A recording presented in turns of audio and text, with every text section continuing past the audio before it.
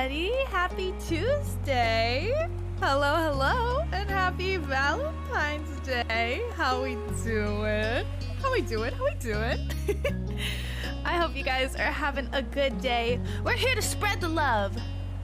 You know, I spent a lot of time today thinking about what I wanted to play. Because I didn't expect we were going to finish A Space for the Unbound yesterday. Didn't expect it. And then I realized I have one, well, unless you also count the Dead by Daylight one, but we already played that. But you know, like, this is the only Otome game I have. But like, what better day to play an Otome game than on Valentine's Day, you know? So I've been wanting to play this game for a really long time. I started it like a little bit once. I was like really depressed. And I was like, this seems soft and wholesome. Let me try it. And it is soft and wholesome from what I remember. But I don't really remember very much of it. I do remember liking it though. And I've been wanting to play it for a long time. I actually never planned to stream it, but again, it's just the perfect occasion. Raute, thank you for the hydrate. Thank you. It's the perfect occasion, you know? So, of course, we're gonna start a new file and just see, like, what all's gonna happen. I mean, I don't know. But whatever it is, it's gonna be cute and heartwarming, I hope. So, we're just gonna jump right in, I think. Let's see about it. We're starting our life. Would you like it? Yeah. Yeah. Okay, welcome to our life beginnings and always. There are various ways you can customize and interact with the game. This tutorial is an overview of how certain features work. Okay? You can read the full tutorial from the main menu. Okay? Start off, the game is divided into 4 time periods called steps. Step 1, childhood. Step 2, adolescence. Step 3, young adulthood. And step 4, adulthood. Got it? Makes sense. Our life is further divided into sets of, how do you say? Yeah, that's fine. That take place during specific periods of time. Those are called moments. Moments can be played in any order or skipped entirely. Oh, well, I don't want to skip them. You move on to the next step whenever you want by selecting that summer ending. Or summer is ending. Steps 1 through 3 include 5 moments each, and even more can be unlocked by purchasing DLC. Twist my arm. Alright, step 4 is an epilogue and doesn't include moments. A lot happens over the years that go by, especially in regard to the character you play as. You determine nearly everything about the main character: name, appearance, personality, pronouns, interests, skills, their relationship with major characters, and so on. You can decide to change the details as time goes on, with a few exceptions. Your last name, skin tone, and eye color can't be altered once set. Much of the MC's basic traits are determined on a character creation screen. As the MC grows up, more options become available on the screen. Okay. As mentioned, one of the decisions you'll get to make for your character is selecting a name. You can type in any name you like, or you can pick a present name, or preset name. Preset options are called voiced names because the name will be voiced aloud by the romantic lead. You'll get to hear him say your name as you play through the story. Unfortunately, I doubt they're gonna have Mint in there. Only the default name, Jamie, is included in the base game. Hundreds more can be added. I think I have this. I think I have it downloaded.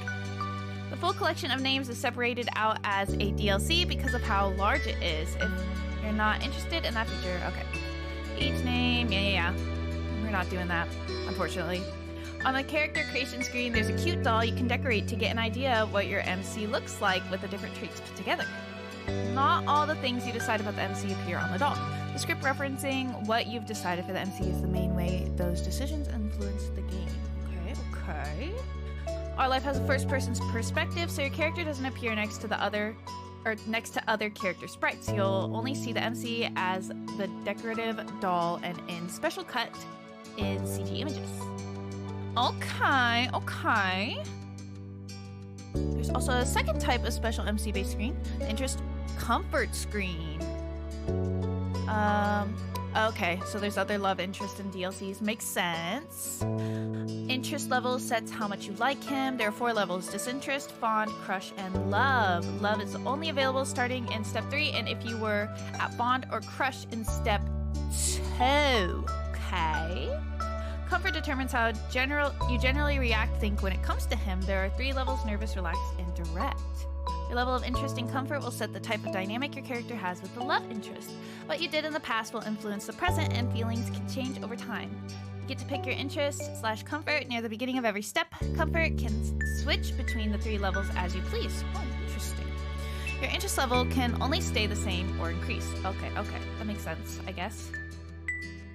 Your current level of interest will become the new lowest option on the screen in the future. For example, if you decide to be fond in step 1, disinterest will not be available on the screen. Okay, that makes sense. Interest level has an impact when it comes to physically interacting with Cove. While growing up, things are rather simple. If you get along with one another and have a close relationship, you can choose to touch him, and Cove will occasionally interact with the MC in lighthearted or comforting ways.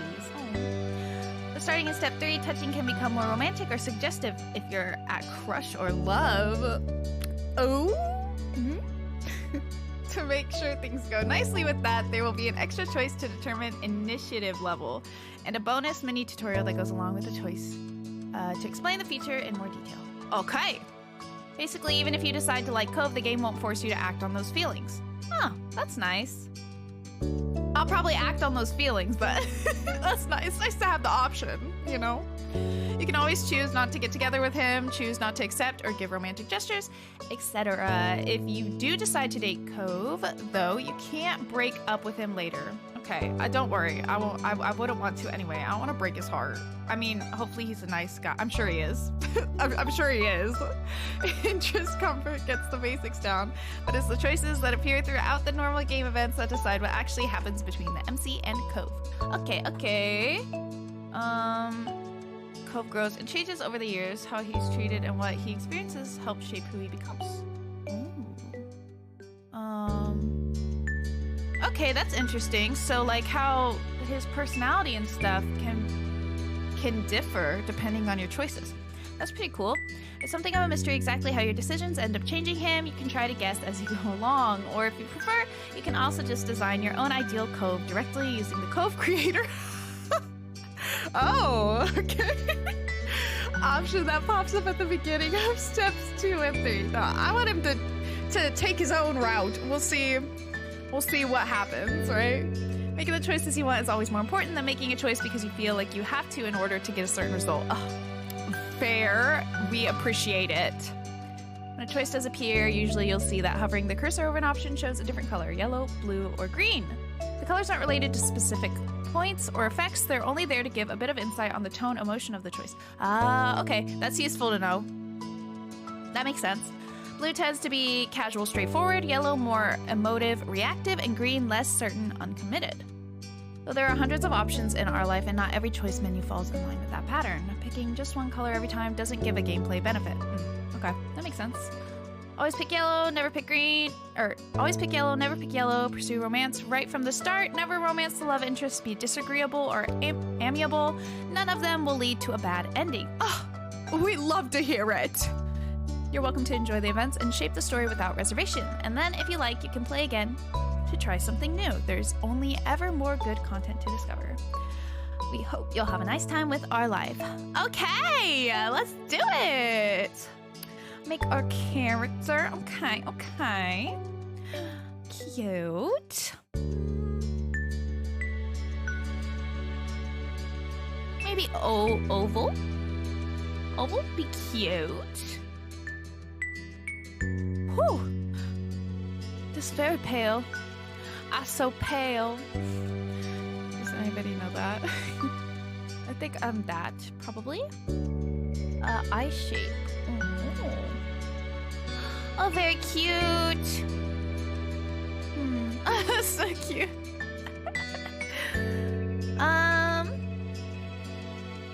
I think I kind of like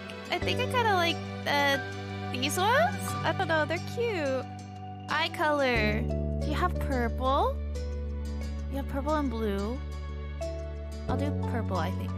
Depending on what hair color I end up with. Because I'm sure they don't have rainbow. Hair front, okay. Oh, so cute. I love all the options.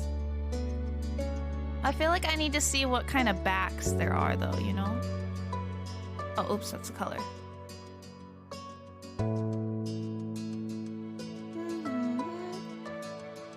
I shouldn't take too long on this because we know that we don't even show up in the game anyway. Oh, that's cute. Oh, that's cute too. Oh, that's really cute. Oh, that's also cute. This one looks like Raya. There's so many options. Oh my gosh, there's really so many options. Oh my god, it just keeps going. I think I like the double braids. Very cute. Okay. What colors do you have? We could just go a purple on purple look. We're gonna look like wifey. Oh wait, but let me look at the front once again.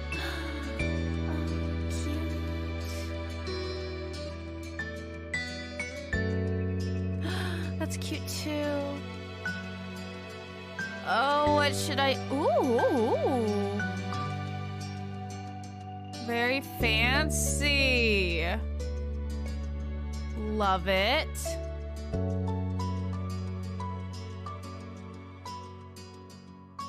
Oh my gosh, they really made so many options. We love to see it. Maybe that one. I might actually do like white hair. But will you be able to see it? Can I make the background color different? I'm gonna go with white. You know, white has all the colors in it. So if you think of it that way, we're rainbow-tastic, right? Okay, Minty. Kirari. She. Okay. Yeah. Change page. Ooh.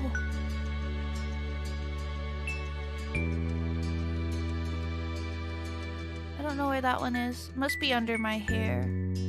I like the little mole. Rosy cheeks. Freckles.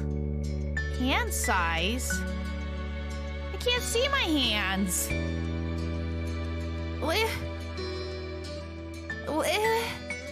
Oh, the glasses are so cute. Look at those. Okay, I'll do that. I can't see my body. Did I do something wrong? How am I supposed to pick these things? I can't see my body. We'll say dresses. I like dresses. Oh, maybe you're not supposed to see it. It's just to describe things, maybe. Well, I like shirts. You know. I do.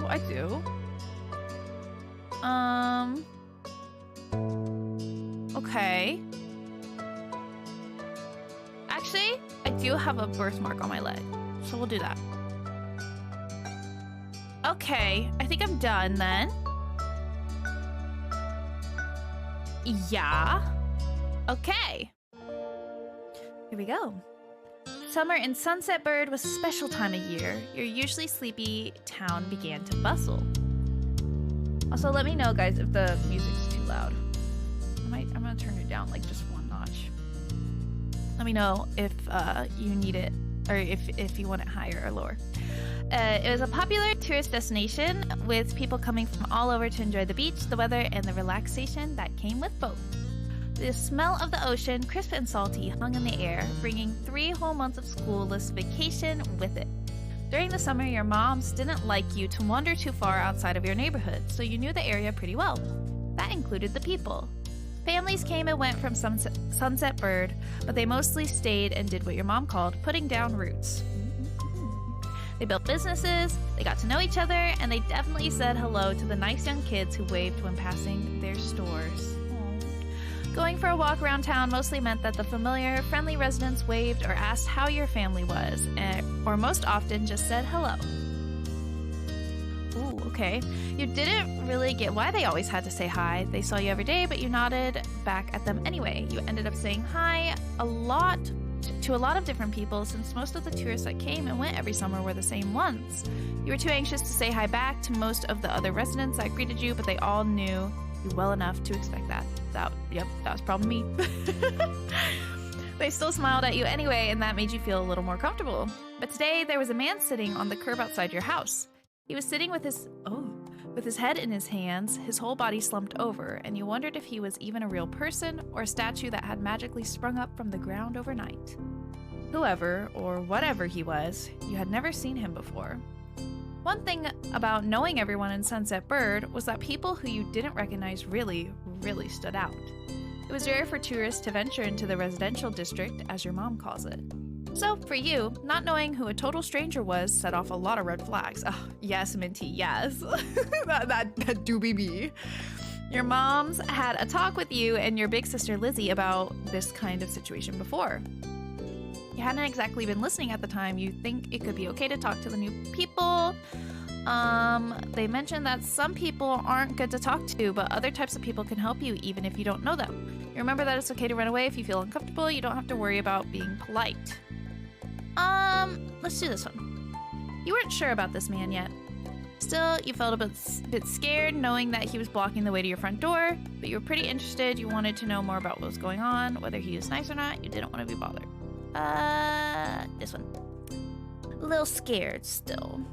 You slowed down, your mind racing for ideas on how to get past him unseen, but it was too late to escape. There was a split second where your eyes met and you took in a shaky breath, your eyes darting to the sky, pretending to stare at a bird who was hovering nearby. Hey! His voice startled you and made you jump, but still you didn't look at him. The bird landed on top of a nearby gatepost and its black feathers ruffled against the gentle breeze. Trying to keep your eyes on it was tough, especially when the man stood up and started to make his way toward you. Ugh. Not wanting to seem too approachable, you folded your arms and stared, still unsure about him, but willing to be friendly, you offered the stranger a smile. Your whole body was frozen in place as he approached. Probably frozen. We're being accurate to me. Do you live around here? What's your name? You looked the man up and down, taking in his tan skin and relaxed appearance. At least his clothes were relaxed, the way he was acting wasn't. He had sharks on his shorts and a stingray tattoo, and you wondered if he was obsessed with the ocean or something. While you made your assessment, he looked at you expectantly, waiting for an answer to his question. I ain't telling you where I live. If you do, you rubbed the back of his neck uncomfortably, giving you a small smile. Huh? Why you giving me money? He reached into his pocket and pulled out a clean $20 bill. It crinkled in his hand as he held it up to you. Even more confused than before, you look back at him. Could you do me a favor? What? Nothing bad. Sorry, I should have... Let me start over. He cleared his throat and stood up straighter. From where you were standing, it just made him look creepier. I have a son. His name is Cove, who's about your age. Usually I would say, yeah, sure you do, but we know Cove exists, so yeah, okay. I guess I'll believe you. Cove, that seemed like a strange name for an actual living person to you. You chewed on the inside of her cheek. This guy was definitely obsessed with water. You thought that was pretty cool. I'll do that one. Definitely the kind of name someone like this guy would give their kid. True that. We moved in across the street, see? He gestured toward the house that had been empty for a year, his watch catching the late afternoon sunlight and reflecting off the walls. The gigantic for sale sign was finally gone. You must be Minty Kiari, right? I met your moms earlier and they told me you were 8, just like him, so... He shook the $20 bill to bring it back to your attention, a hopeful smile tilting his lips at the corners. Can you try to be friends with the boy? Just give it a chance and you can keep this. He's a good kid. You'll like him. Do you mind? But you've gotta keep it a secret too, okay? Well, why? Oh, okay. I get it. It wouldn't be friendly to say his dad sent you. I got you, I got you. You eyed the man. You kind of felt sorry for Go. Did other kids really get their parents to pay for friendships? I kind of feel sorry for him. Is he having a hard time? This definitely wasn't the normal way kids made friends. You knew that. What do you say? Want to make a deal?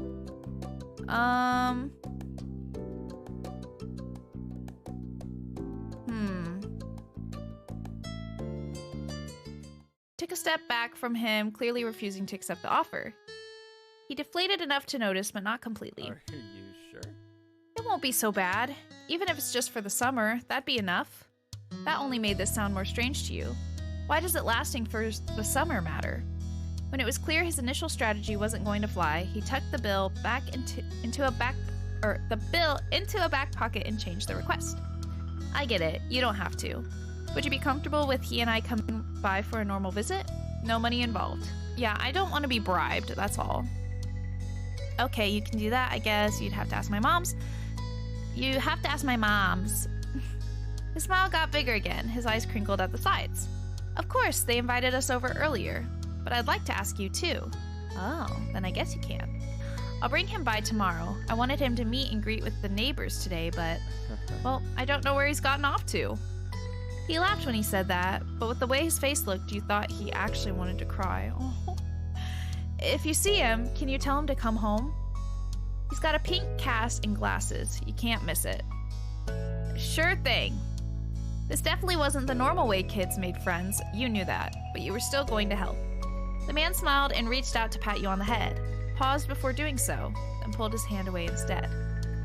Your moms are already checking around for me. Such a thoughtful group you are. Now I better go look too. Can't put everyone else to work while I keep sitting here. I thought he might come back and that's not what's important. I have to go. Thanks again, Minty. So much. Okay. He jogged off down the street without another word. You decided to check the hills before your house. Okay. Oh, Cove. Are you out here? Oh, I think he is. First sight. So pretty. The chirping of crickets in the tall grass greeted you, quiet and familiar. From the top of the hill, you could see the ocean. As you walked, you listened to the crash of the waves on the shore, and the seagulls squawking as they settled down for the night. You've always loved the ocean. It was so much fun. You loved to hear stories about the sea, about the merfolk and sea serpents you imagined living far beneath the waves. You didn't enjoy the beach much at all. Oh, we loved the stories. I can tell you that much.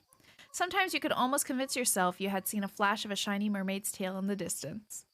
You took in a deep breath. You wanted to try to relax and couldn't.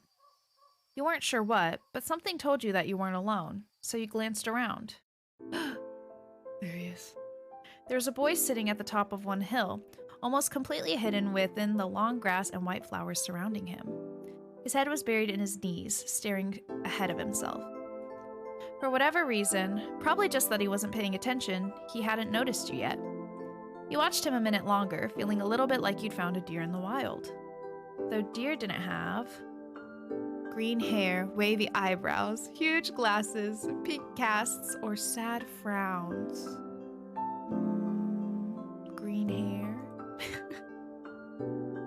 I don't know what kind of eyebrows deer's got. Who knows? Maybe they do have wavy eyebrows. And it could have a cast if it got hurt and went to the doctor. Anyway, but this new boy did.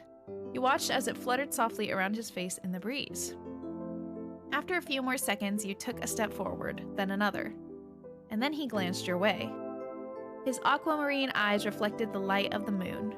You stopped, raising a hand to acknowledge him and show you weren't scary. Hi, hey Space Cadet, are you lost? Hi. With a start, he jumped to his feet, his hands balling into fists at his side. He didn't say anything, just stared at you in a strange way. He's got tears in his eyes! He'd been crying. There were traces of tears on his cheeks and his knees, soaking the hem of his shorts, and his eyes were still shining with a few more. You'd obviously caught him off guard. His pink cast seemed to glow in the twilight, though when he caught you staring at it, he hid his arm behind his back. Something the man earlier had said stuck out to you. Cove? Eyes wide, he studied you. How'd you know that? I met your dad. I'm all-knowing. Lucky guess. I met your dad. Oh. Oh. So, is this your hill? Huh? No, I don't own the hill, babe. He gestured with his uninjured arm to the patch of grass surrounding you, his face falling at the prospect. I can leave if it is. No.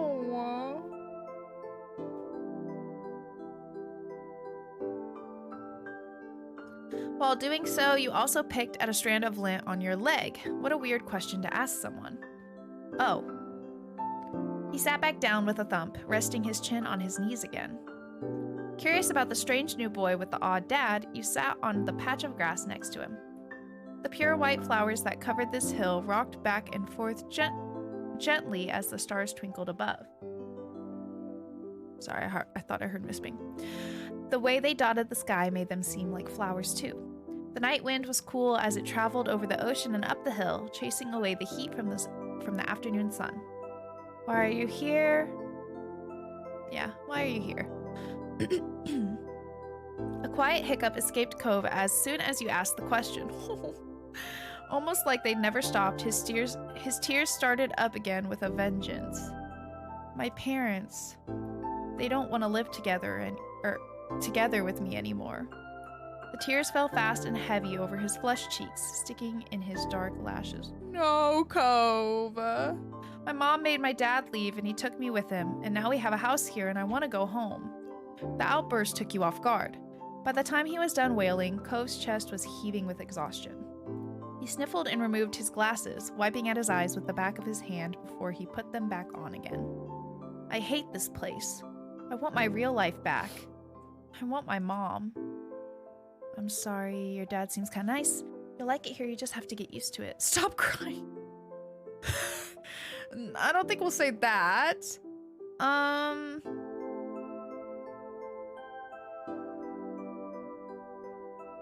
sorry. He slipped his hands underneath his glasses and pressed his fingers against his eyelids. Cove wound himself up again for another long cry fit. You felt bad for him, being forced to come here with no choice.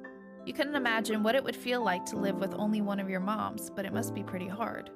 But from way off in the distance, you heard your parents. Minty! Cove! Kids, where did you go? Cove looked at you, tears still clinging to his cheeks. Don't tell them we're here. I want to go home.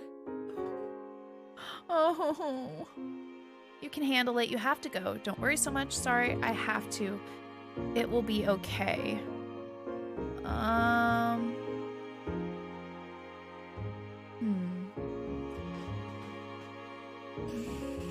It will be okay? You were struck by a sudden need to reassure Cove. It's not gonna all be fun, but isn't he your family too? Yeah, I guess. Then you can count on him when you really, really need him. You shot him a grin and pushed yourself to your feet. Slowly, Cove stood up with you, still looking a little reluctant. His dad's voice rang out again. Cove, can you hear me? He looked toward the sound of his dad's voice, silent, then turned away while rubbing his not bandaged arm. Sorry, I still don't want to go. You called out yourself. You waited silently with him. You tried to convince him.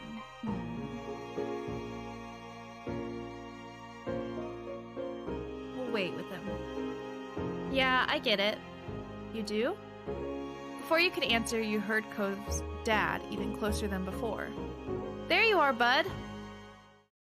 The trio of parents appeared over the curve of the hill. Instantly, all their eyes landed on you and they rushed over. Mommies! Oh, they're so pretty. Both of your moms were at your side in a split second, faces filled with worry. Minty, you're here after all. We had been at the park to check for Cove and then heard what happened earlier when you met the new neighbor. Thought you might have gone off further away. No, we were just sitting in the grass. Why is everybody acting like this is such a big thing? We're okay, don't worry. Cove didn't want to go home just yet. We were just sitting in the grass. Thank God you're both fine. Were you two having fun out here? He looked over at Cove, who was wiggling against his dad's tight hug and pushing at his arms. You shrugged. Yes, I like him. He's good. I think I'm gonna marry him. Oh, I don't know about that. We're not quite there yet, but, yeah. You nodded, smiling slightly. Finally letting go of his squirming, scowling son, Cove's dad turned to the three of you. Thanks very much for finding him. I really don't know this neighborhood. Good thing Minty knows this whole area so well. Absolutely. We should be getting home now. It's been a long day for us all.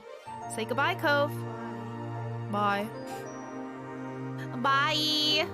The two of them walked off into the darkness, heading toward the neighborhood. You watched Cove's bright pink cast until it disappeared. Tell you what, we'll have a proper playdate tomorrow, okay? Your new friend's dad wanted to bring him to see you and Lizzie. How does that sound? Sure, can I show him my stuff? Sounds like words. You nodded, ducking your head down. Can I show him my stuff? Of course. Then okay. Both of your moms laughed, the sounds overlapping into a warm, familiar chorus. Oh. Mommy put her arm around your shoulder and led you towards the path. Satisfied, and more than a little ready to go to bed after your long, exciting day, you followed them home. Ooh.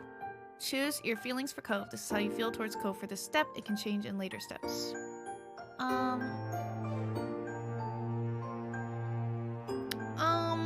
I'll say relaxed. And can I save here? Oh yeah, I think I did Jamie with the last one because it was like the only voiced name. I guess I can save over it actually, but that's fine. We'll do it in another one. Okay. Relaxed and... I mean, indifferent is not really true, but fond also sounds a little strong. I'll say fond, though. Ready. You won't be able to change it again until step 2. Yeah, sure, that's fine. At the breakfast table the next morning, you finished your food faster than usual. Your sister Lizzie had run out earlier to go play, but you stayed put. Today, just like your moms had promised, Cove was coming over to hang out. Excited to see your new friend again, Minty? Yeah, I am. How sweet. Oh, I'm so happy he moved in. Okay. With that said, are you done with your breakfast? Also, hold on. Can I, like, turn their voices up? Maybe turn the music down, I guess. Hold on. Okay, we'll try that. Alright. Yeah. I don't know, am I? Your bowl was entirely empty, so you nodded. Yeah. With all the exasperation an 8-year-old can muster, you look at your empty cereal bowl, then at Mom. Okay. Okay, attitude kid. We see. Good job. He should be here soon. Cleanup began, and then, on cue, there was a knock. It was hesitant, like the person wasn't sure they were in the right place. Still loud, though. We need to get a more obvious doorbell. I know. Minty, could you get it? Okay. Wiggling out of your chair without really pushing it back, you made your way to the door. Hey, Kirari family. Thanks for having us. Mr. Holden, as your moms have called him, and his son were here. Cove looked different in the bright lighting of your living room, and when he wasn't crying. With his dad standing in front of him and Mom and Mommy behind you, you and Cove looked at each other. Pleased to see your new friend again, you smiled at Cove. He smiled back with some hesitation. You twisted the threaded bracelet on your wrist. You twisted the crystal bead. Oh, you could pick like what? Ooh.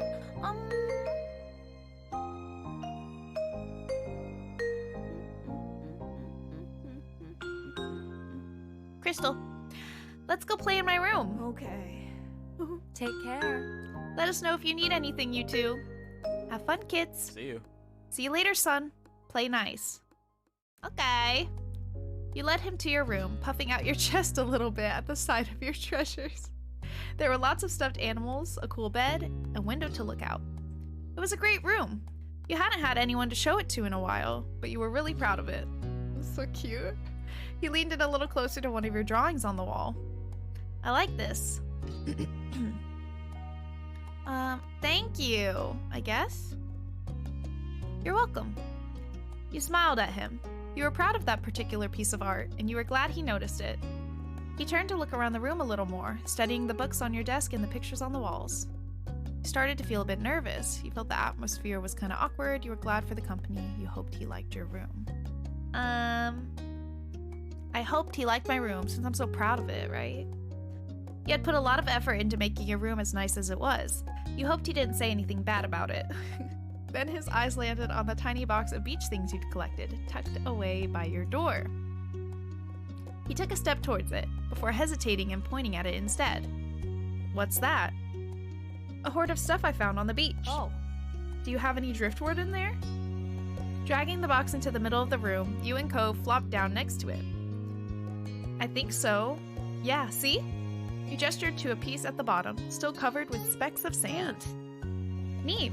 This is a good collection. You got the sense from the tone of his voice that he wasn't just saying it to be nice, or to be like Shiloh. He actually meant it.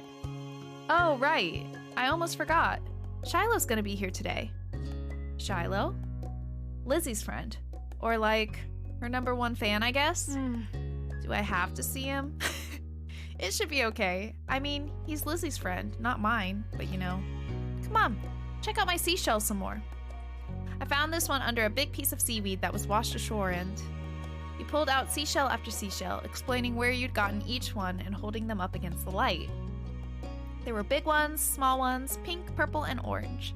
Most of them you washed off in the bathroom sink when you brought them home, cleaning off the sand. Over the past few years, you'd even learned some of their scientific names. The collection was huge and varied, and you had lots of funny stories. Your voice faltered a little, but you kept going as best you could. Say we have funny stories. Apparently fascinated either by the stories or the shells themselves, Cove listened with what looked like the full force of his attention. Like when you almost got pinched by a hermit crab while searching for shells, and after watching him scuttle back into the ocean, you found another empty shell that was almost a twin to his home. It was a new experience to be the center of such dedicated focus. But Cove hadn't been mean to you, so you didn't mind. You smiled at him every now and then while showing him your collection. Kids, come down to the living room. You could tell the idea was making him unhappy, but Mommy wasn't giving you much of a chance to hang around. Cove hadn't been like this meeting you. You guessed it was because he thinks you found each other by accident, not that a parent made it happen. Mr. Holden must be right that telling Cove his dad was part of that would be a bad idea. Before you knew it, you'd both been escorted downstairs and deposited in the living room, waiting for Shiloh's visit. The two of you sat side by side on the floor of your home's entryway. I brought the box of shells. I want to keep looking at them. Okay. Sure. Bust it open. We can keep looking while we wait for Shiloh. Cove reached in and pulled out a big orange shell. Oh. Like he hadn't spoken aloud yet, he turned to you and held it up, his eyes shining. I think this one is the best of them. That's my favorite too. I like a different one best. I can show it to you. You can take it. Oh.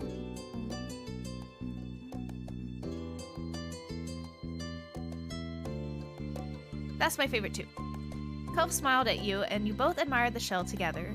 It was a giant conch with shades of dark and light orange. If you held it to your ear, you could practically hear the ocean. I found that one last summer when we went to the beach on a picnic. The two of you were still sitting on the floor looking through your collection of beach findings when the doorbell finally rang. Cove jumped, startled by the sound. Since the person hadn't knocked, you figured it was probably Shiloh. You knew where to look for that. Lizzie's friend? You nodded, but that didn't seem to make Cove feel better. It was already obvious that Cove didn't hide his feelings well. You could tell what he was thinking right away. This isn't a good idea. He'll be alright. He's here. We can't tell him to leave. He's at our only door, and if you go upstairs, he'll find you. God. Cove glanced around the room, his eyes wide, and finally paused with his gaze locked onto the back of the house. I could go out the window. He was already walking towards it. Scrambling to think of something to say, you stepped forward, then paused. You want to break your other arm? Shiloh the least scary person alive. Cheer up, Shiloh's gonna like you. Please don't get hurt. I'll come with you. Good idea. Let's go. Shiloh's the least scary person alive. Every single bunny rabbit is scarier than Shiloh. But I don't want to see him. I don't know him. You teased him, you comforted him, you encouraged him. Comfort? It's okay if you're worried. Nobody warned you this was gonna happen. Thanks. Shiloh poked his head into the living room. It was impossible to know for sure if he'd heard what you'd been saying or not, but you guessed that he had. Hi.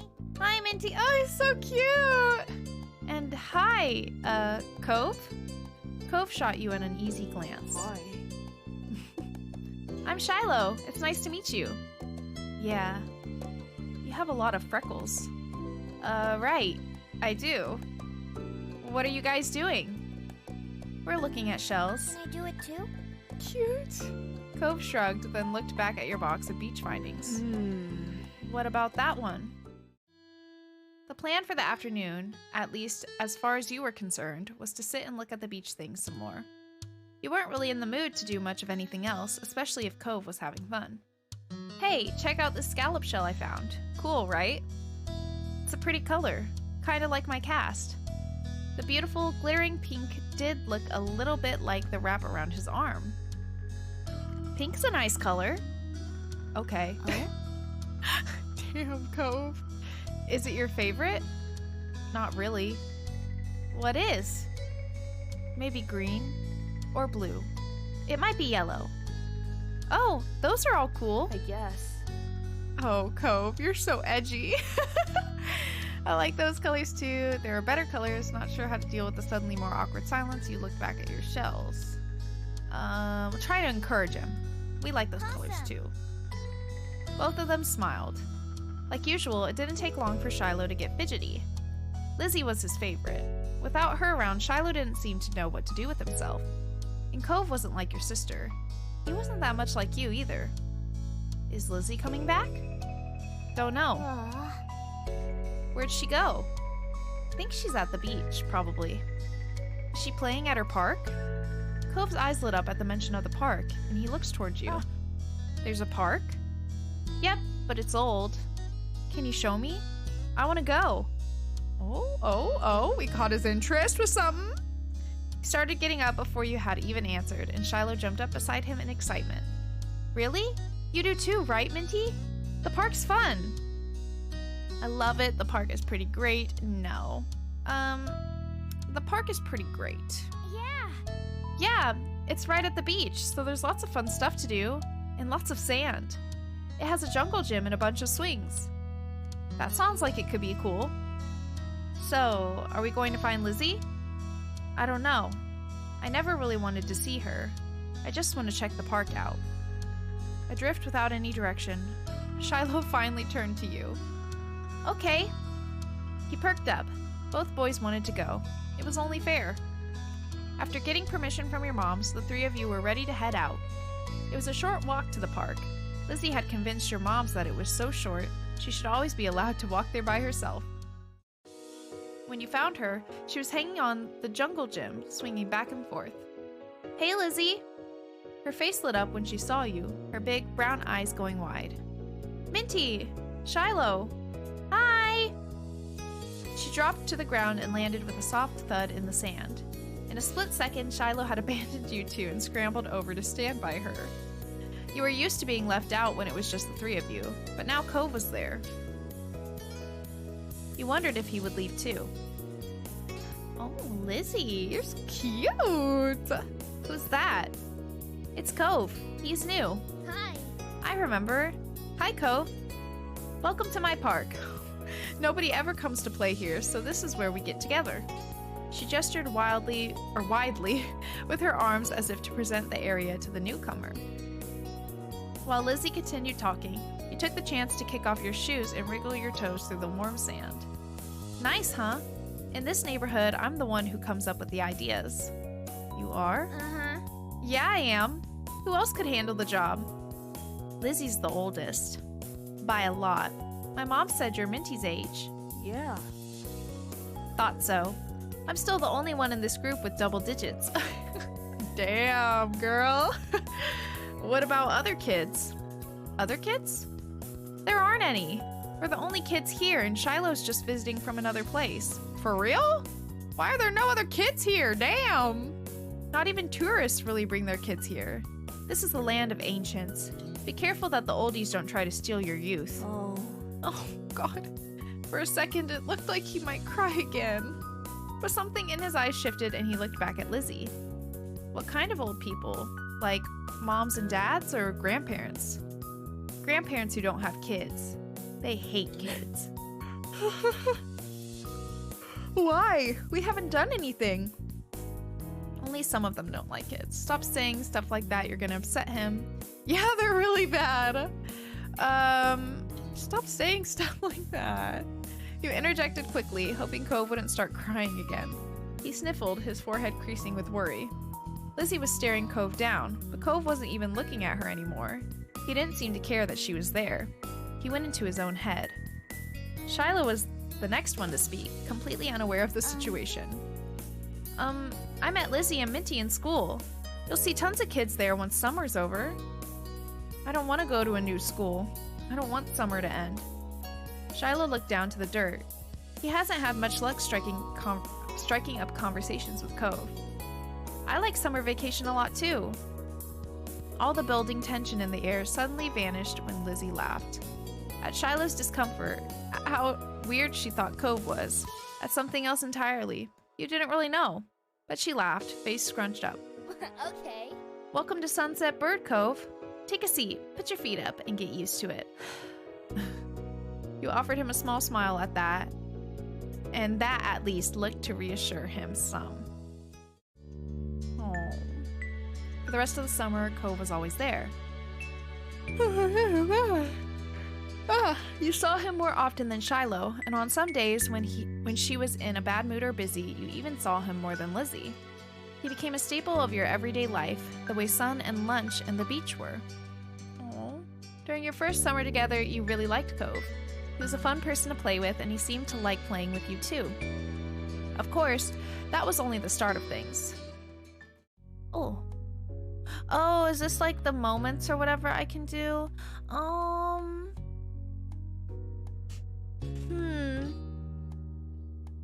Sandcastle, maybe?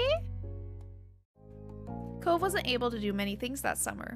When him and Shiloh sat out on the shoreline one bright morning, you could tell he wanted to be in the water. But there was no way he'd be swimming anytime soon. Not with his cast.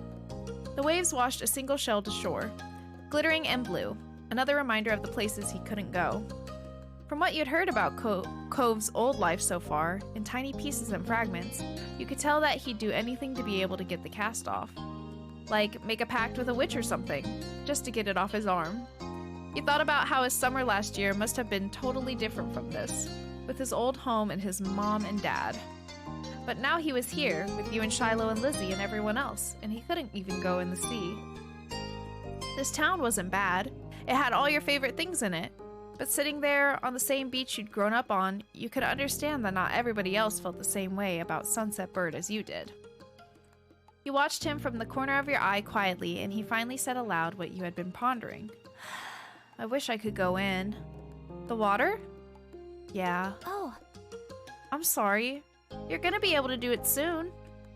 Cove only sighed in response. Apparently, soon wasn't soon enough. It's so pretty, the ocean. And huge. There could be anything out there, like mermaids. Yeah, there could. Wish you didn't have a cast. I don't really care. God damn. Swimming might be fun if we could. I'm fine here on land. Mermaids aren't real. I wish you didn't have a cast. Me too.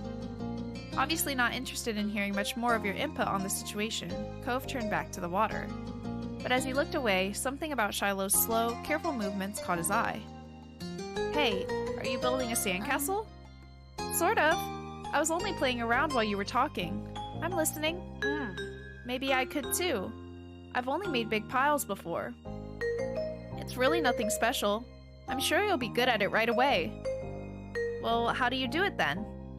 Shiloh's cheeks lit up. You could tell he was a little bit uncomfortable to have Cove's expectant stare on him. I'll play too. I love making sand stuff. I've never really made one before. There's nothing else to do. I love making sand stuff. He put his hands back to his seashells and sand and nodded. I don't do a lot. Here's how I like to get a house started. Shiloh, excuse me, focusing more intently than you'd ever seen him, guided Cove through his process. You happily used your own method. It didn't take long for the three of you to each have humble structures prepared. That's all, kind of. You can do anything now. Like, make it bigger, add some seashells, carve a pretty pattern. I bet you'll have great ideas. Okay. I'm gonna make it bigger. Mine's gonna be a real castle. This is gonna be a house. Looking at the base of your sandcastle, you decided to make a house, a castle, a mansion. A castle. Looking at the base of your sandcastle, you decided to build a fancy castle. The better part of the next hour was spent focusing on your own work. The boys were the same. Even Shiloh didn't sneak as many peeks at everyone else as he usually did. Ooh, look at that! You finished shaping before either of them did, glancing up from what you built. It seems you got done so fast because they already searched around for extra decorations. Shiloh grabbed most of the really interesting stuff, and Cove had a lot of the shells, but there were still options. The first thing you reached for was red bottle cap, blue seashell, green piece of sea glass. Blue seashell! It was the best fit for your castle, you decided.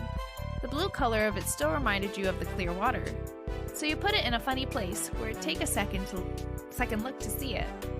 Pleased with the result, you finally took a proper look around that wasn't focused on the sand itself. Both Cove and Shiloh seemed super immersed still. You knew you could probably sneak a peek at either one's work. Checked out Cove's, checked out Shiloh's. You decided not to look. Obviously, we're gonna check out Cove's. The castle Cove had built looked surprisingly tidy, especially for someone in a castle, or in a cast. He must have worked really hard. He wasn't even finished digging the huge gaping moat in front, but it was already enormous. Man, I got the Yanraris tonight. You got the sense from the enthusiasm he was digging with that the doctor was probably going to find a bunch of sand when he finally removed the pink plaster. The silence was then broken. What's on top of yours, Shiloh?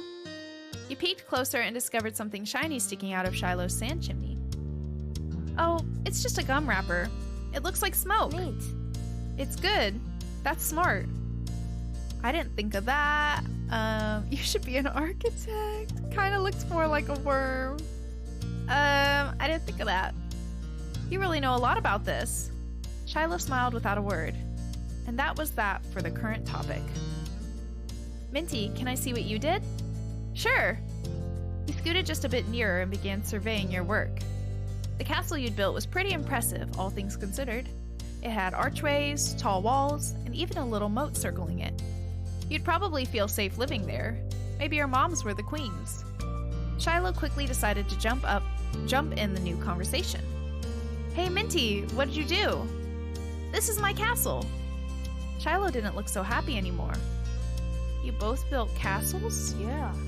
Well, yeah, it's called a sand castle. Aw, that's neat how you guys match. It's too bad we didn't all do it. Next time we should. Wouldn't that be boring? If something is the only one of that thing, that makes it special. Yeah, for sand castles and stuff. People too. My dad always says how everybody is their own man, a real individual. I don't think I'm very special. Why? Why not? Nobody else is you. Shiloh simply shook his head. I'm not different. A beat passed between the two. Cove then looked down at his own work again. Okay. He didn't seem to be bothered leaving the disagreement hanging there. Cove had other things on his mind. My dad tried to get me to make sandcastles the first time we came to this beach. I didn't want to. Cove trailed off. Again, there was another moment of silence. Shiloh shifted and opened his mouth to say something, but Cove spoke up before he could. He didn't think he noticed that Shiloh was going to talk. Hey, do you know what happened when your moms met my dad, Minty? You waited to see if Shiloh would say what he wanted to. When he didn't, you considered Cove's question. I wasn't there. They didn't tell me. I just remember what happened when I met your dad. Mr. Holden had been a weird stranger then. Well, he was still kind of strange. No other parent acted like him, but you knew him better at this point. Now that you thought about it, it made a lot of sense that Cove's dad talked to him about people being unique. You were pulled from your thoughts when Cove continued. Oh. Well, I was there. I don't think my mom has met your dad. Yeah, I'm pretty sure she hasn't. Minty's parents and my dad met the same day I met her. I'm gonna say what happened. Shiloh frowned to himself, ducking his head. His hat cast a shadow over his face. You could still tell he was upset at not being included in Cove's choice of topic. That was kind of boring for him, though giving people their own turn to say the things that they want is important too. He stayed silent and let Cove finish his story. I think Shiloh wants to talk too. We gotta be fair. Huh? We were talking, just not right now. I'm talking to you. He can listen. Shiloh's expression barely flickered at the words. He still looked put off. Oh. Cove continued like the interruption hadn't happened. He was determined to tell the tale. When we moved here, we didn't bring a lot of things with us. Only some stuff that would fit in Dad's car. We didn't even get a moving truck. I sat in there while Dad brought it all inside. I didn't want to get out because I knew Dad would make me look around the new house. I really didn't want to do that. His lips twisted into a frown as he recalled that. Then I saw your moms. They were in a car too and stopped at your house. I guess they were coming back from somewhere or something. My dad noticed. He waved his hand, then went over to the front of your house where he started talking to them. I don't know what they said. I couldn't hear it. But he couldn't see me anymore since he was looking the other way. So I opened the car door and left. I wanted to get away and went behind the houses. I found those hills there. The ones where we met for the first time. Cove nodded, then stared at you. You stared back. He didn't go on to say anything more. Aren't you going to finish your story?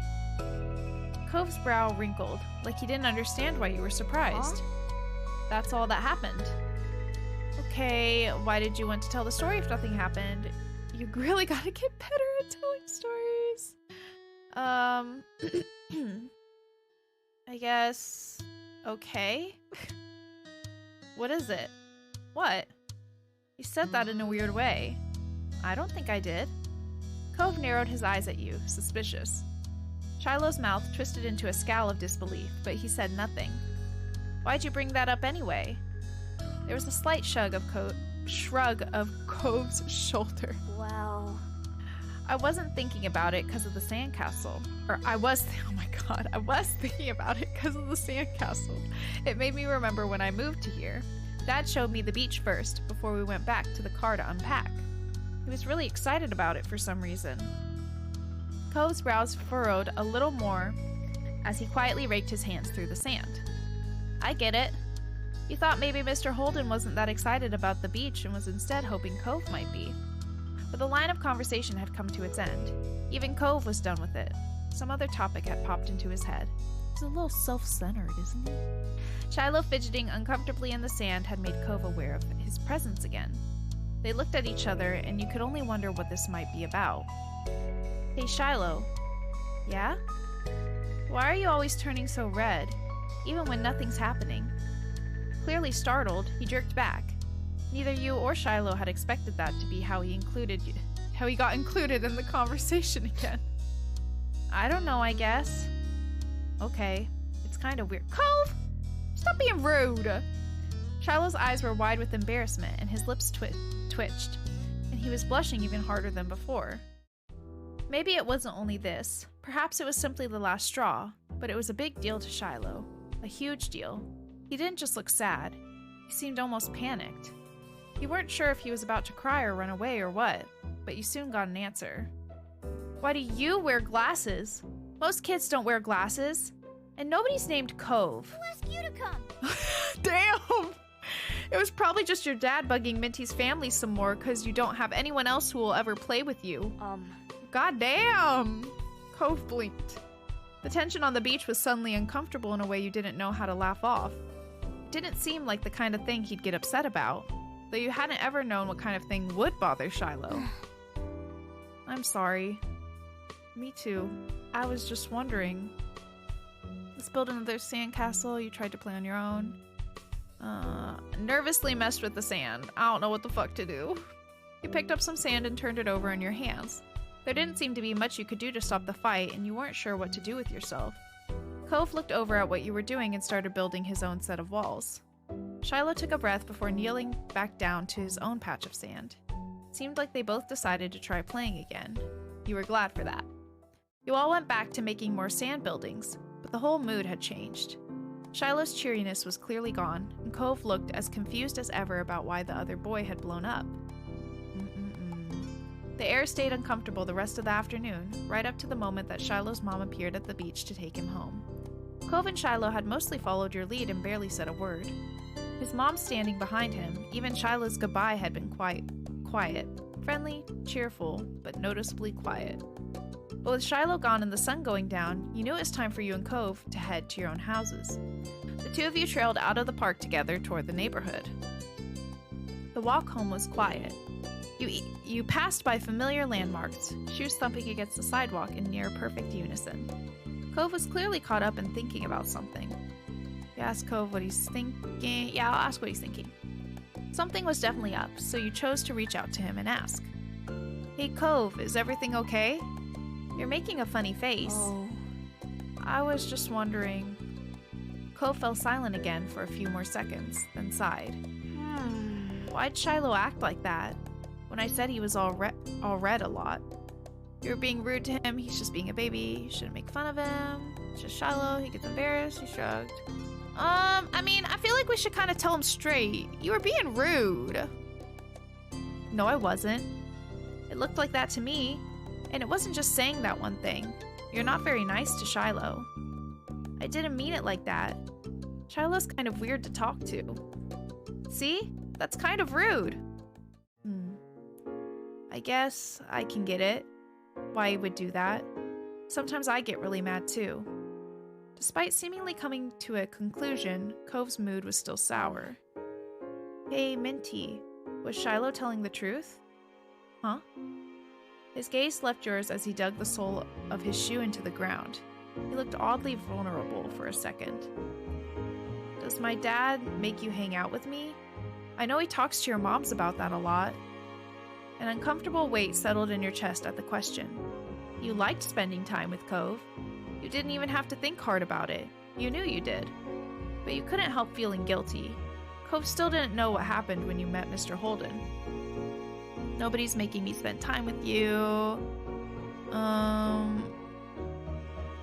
Your dad does do stuff so you'll hang out with my family, but Shiloh shouldn't have said that. I mean, this isn't a lie. Cove's shoulders relaxed. You hadn't even noticed that he had tensed up. Yeah, that's what I thought too. Anyway, I didn't think you were pretending. I just wanted to make sure it was okay is all. Thanks. Thanks for telling me. Your throat tightened. It was hard to meet Cove's earnest gaze again. Keeping secrets was hard. You're welcome. By now, the two of you were on the sidewalk near your houses. It was time to part ways. I don't know if we're quite to a hug yet. I'm not there yet. Maybe a little friendly nudge. You reached over and gave Cove a fond push forward. Bye. See you tomorrow. He laughed a little and playfully pushed your hand back. He didn't mind the bit of rowdiness at all. Okay, good. I thought he was gonna get, upset. Bye. Then you jogged towards your house. When you looked back, you saw Cove making his way back home too. As if he felt your eyes on him, he turned around. He waved. You did too. You still felt a little unsure with what you were supposed to do about the deal Cove's dad had offered. You didn't want to say something bad or something you shouldn't. You had no idea how Cove would take it either. It would be terrible if it made him feel bad. What if he didn't want to play with you anymore? You might change your mind sometime. There was always tomorrow after all, but for now it was definitely something that you'd keep to yourself. With final look, you went inside your house.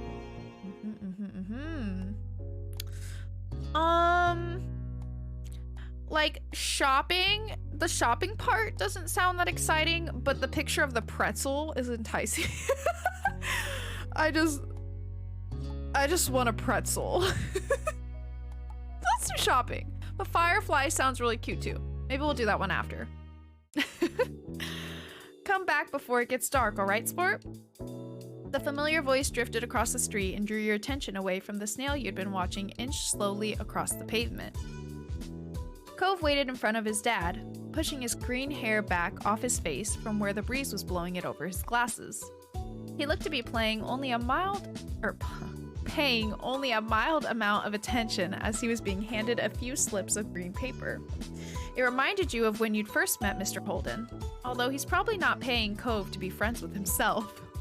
Cove's dad seemed to feel your gaze somehow, or maybe you made a noise, because a second later his eyes were on you. He waved you over with a smile. He looked happy to see you, but you still felt a little weird for getting caught. You've got to learn how to be more sneaky. You brushed your hands together to free them of sand, then jogged over to join the two, smiling at Cove first, then his dad. Minty, hi. How's it going? Good to see you again. What excitement are you up to today, Minty?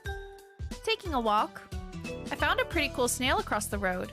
There's lots of snails around here. Mr. Holden grinned at you kindly. After you finished answering the question, Mr. Holden's attention returned to Cove, who was preoccupied with folding the bills he had into a tiny rectangle. Sounds fun. You know, Cove was about to hit the stores by the beach. Why don't you go with him? There better be a pretzel there. I just want the pretzel. You gave a ready nod, turning to squint in the direction of the stores like you could see the goods they had to offer all the way from where you stood. Is there a pretzel, though?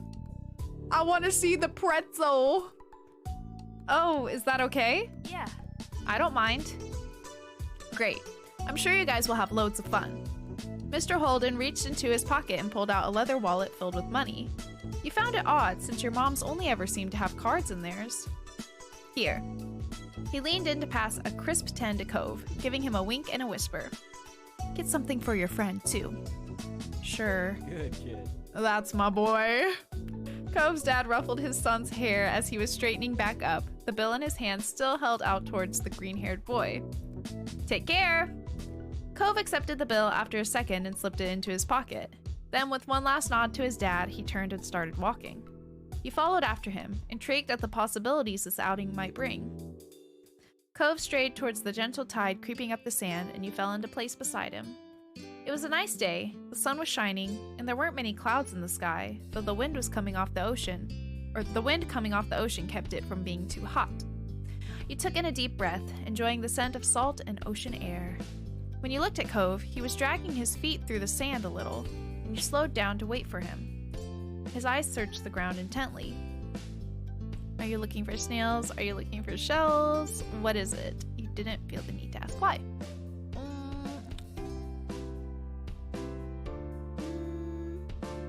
Are you looking for shells? Cove startled a little at the sound of your voice and mumbled a sort of. If you see any, you can let me know. You can manage that. You dropped your view to the sand, walking carefully so you didn't step on any. You were good at finding shells.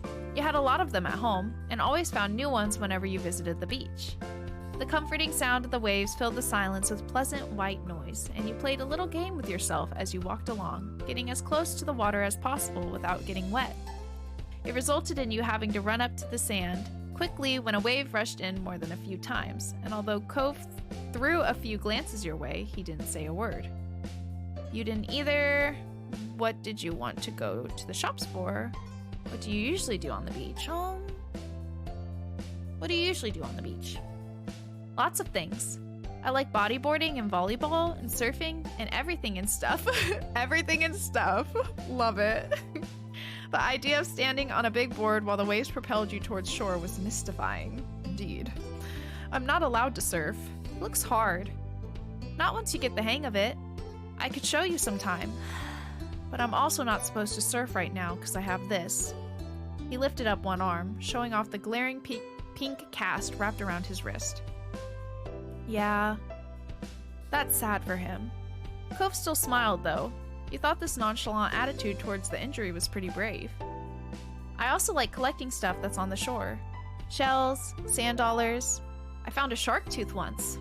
You did? Cove stretched out his forefinger and thumb. It was this long. That was somehow both scary and delightful. No way! I mean it. I still have it under my bed. You'd have to remember to ask him to show it to you sometime. So... What about you? What do you do out here? I like swimming. Cove's lips curled up in a small smile. Me too. It occurred to you that you hadn't been swimming in a while. There was just so much to do before school started up again and so little time. Once you reached the shopping area, the noise level grew exponentially. No longer just waves and footsteps, but the chatter of people enjoying the lovely summer day, the call of birds trying to find bits of food left behind, and lots of salespeople trying to get attention. You sniffed the air as you walked beside Cove. You could still smell the ocean, but there were other scents now too. Pizza, pretzels, hot donuts. All of those things sound delicious. It's nice! The energy surrounding the area seemed to fill you, and there was a bounce in your step as you began looking at all the familiar sights. There were so many things to do, you didn't know where to begin. You looked at Cove, hoping he was just as excited as you were. Cove was glancing from one side of the street to the other with a look in his aquamarine eyes that you couldn't quite work out. What's that? Cove pointed to a large crowd of people gathered near a few tables with large, colorful umbrellas blooming from their middles. You couldn't see past the adults who were blocking the way, but you knew there must be something worth seeing. Without another word, the two of you hurried over to see what all the commotion was about. Amazing Alexander.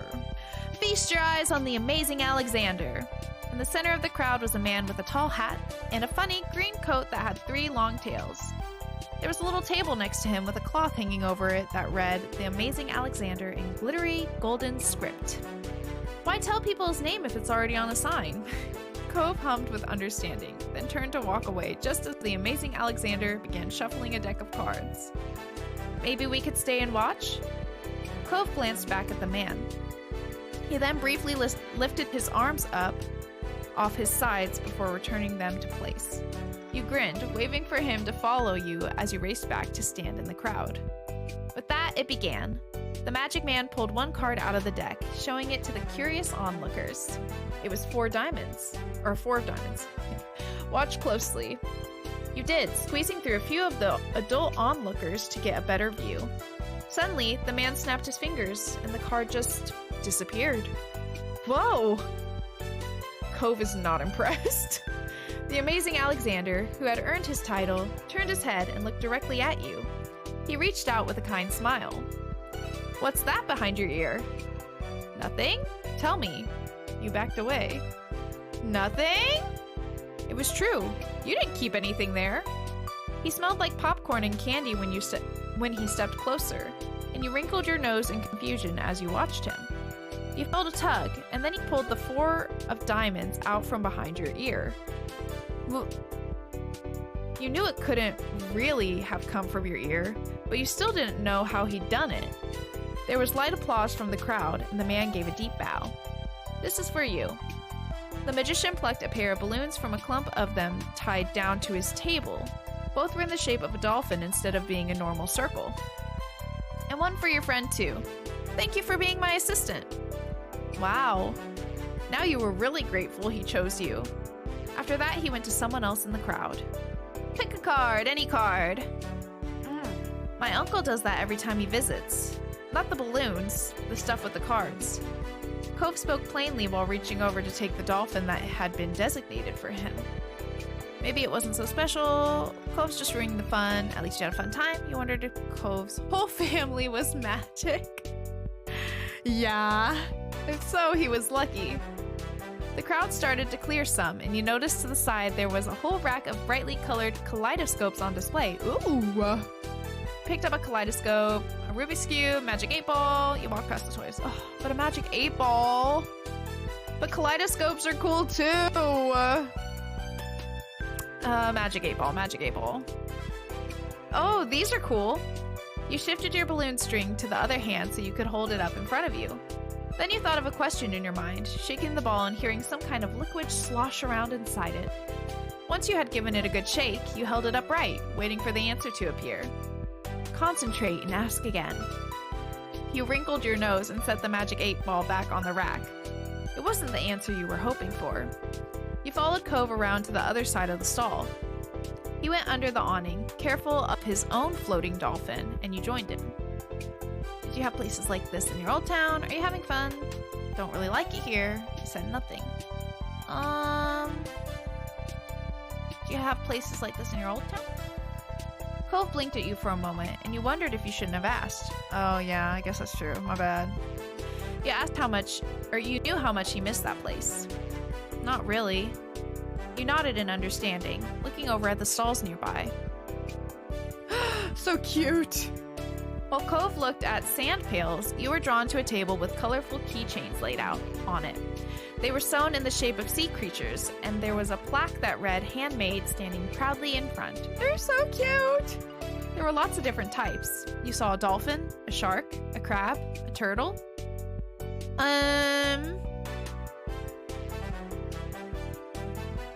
Crab.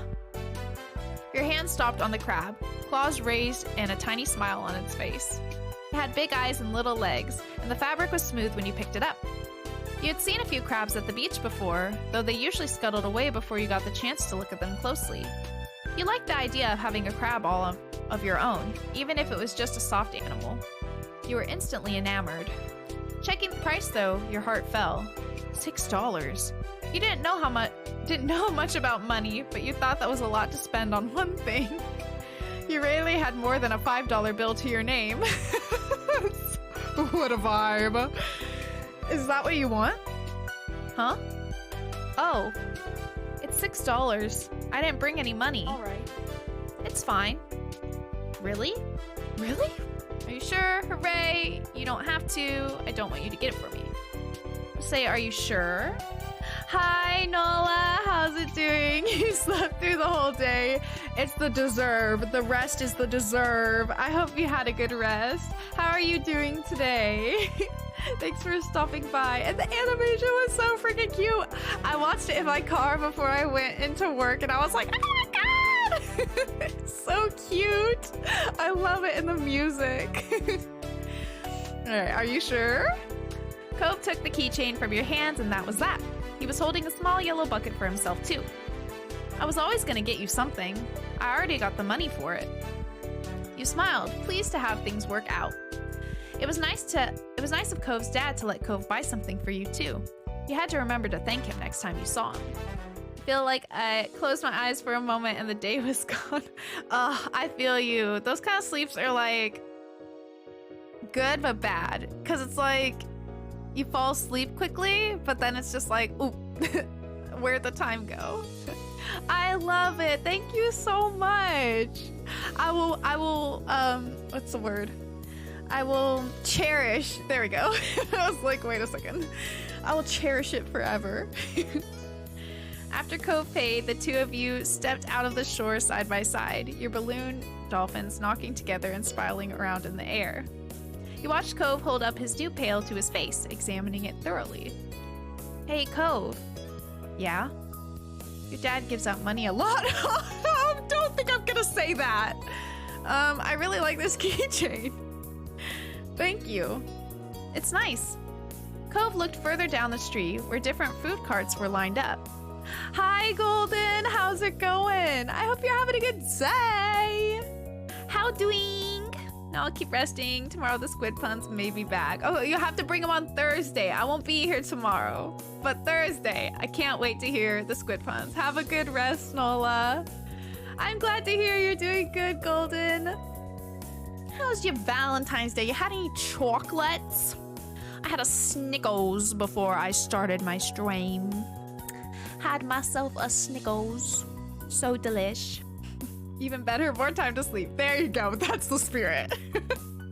Have a good rest, Nola. He rested his non-cast arm over his stomach, and just as he did, yours let out a light growl. Ugh, let me get that pretzel, though. I want that pretzel. You hadn't eaten since breakfast, and after all of this wandering around, you were definitely ready for some lunch. For a pretzel. Let's get some food. Yeah. You two wandered around a short while, looking at all the delicacies that were available. Kai Shoji, this is a really good visual novel. If you have any questions about it, I'm a really big fan of it. Oh, okay, thank you. I'm loving it so far. It's so cute. I love it. But I want a pretzel. But thank you. I always appreciate some help, you know. She do be struggling on occasion. I like though that in the tutorial it talked about like colors don't like make a certain result. I like that it encourages you to just answer however you want and there's no like wrong or whatever, you know? We love to see it. All right. After passing snow cones? Oh, but we agreed on pretzels. Let's go. Yes. But can I get a snow cone too? I love me a snow cone. There are some things they don't really explain that well. Ah, I see. Well, so far it's been pretty straightforward. Okay. See, I know I downloaded that, but I didn't use it because I was like, I'm sure Mint is not in the roster of names. Minty's probably not in there, so that's fine. I'll just say it myself. So I didn't try to use it, but I do think I have it downloaded. All right, we agreed on pretzels. Cove got something sweet and cinnamony, and you? Oh, we gotta get that. Get the cheese. Salty with cheese. Kira is? Oh, damn. I should have looked, but that's okay. That's okay. Maybe my next playthrough will go with Kira. You know, there we go. All right, got one with cheese. Of course. You licked your lips hungrily as the vendor handed your pretzel over, ready to take a big bite. It was covered in gooey melted cheese, just the way you liked it. Oh yeah. It seemed odd to get a dessert pretzel before eating normal food, so he got a sweet tooth. Same, bestie. It's okay. You'll get another chance to turn it on when you get to step 2. Oh, really? I see. But now I gotta decide, do I want to be cute or do I want to be minty? I don't know.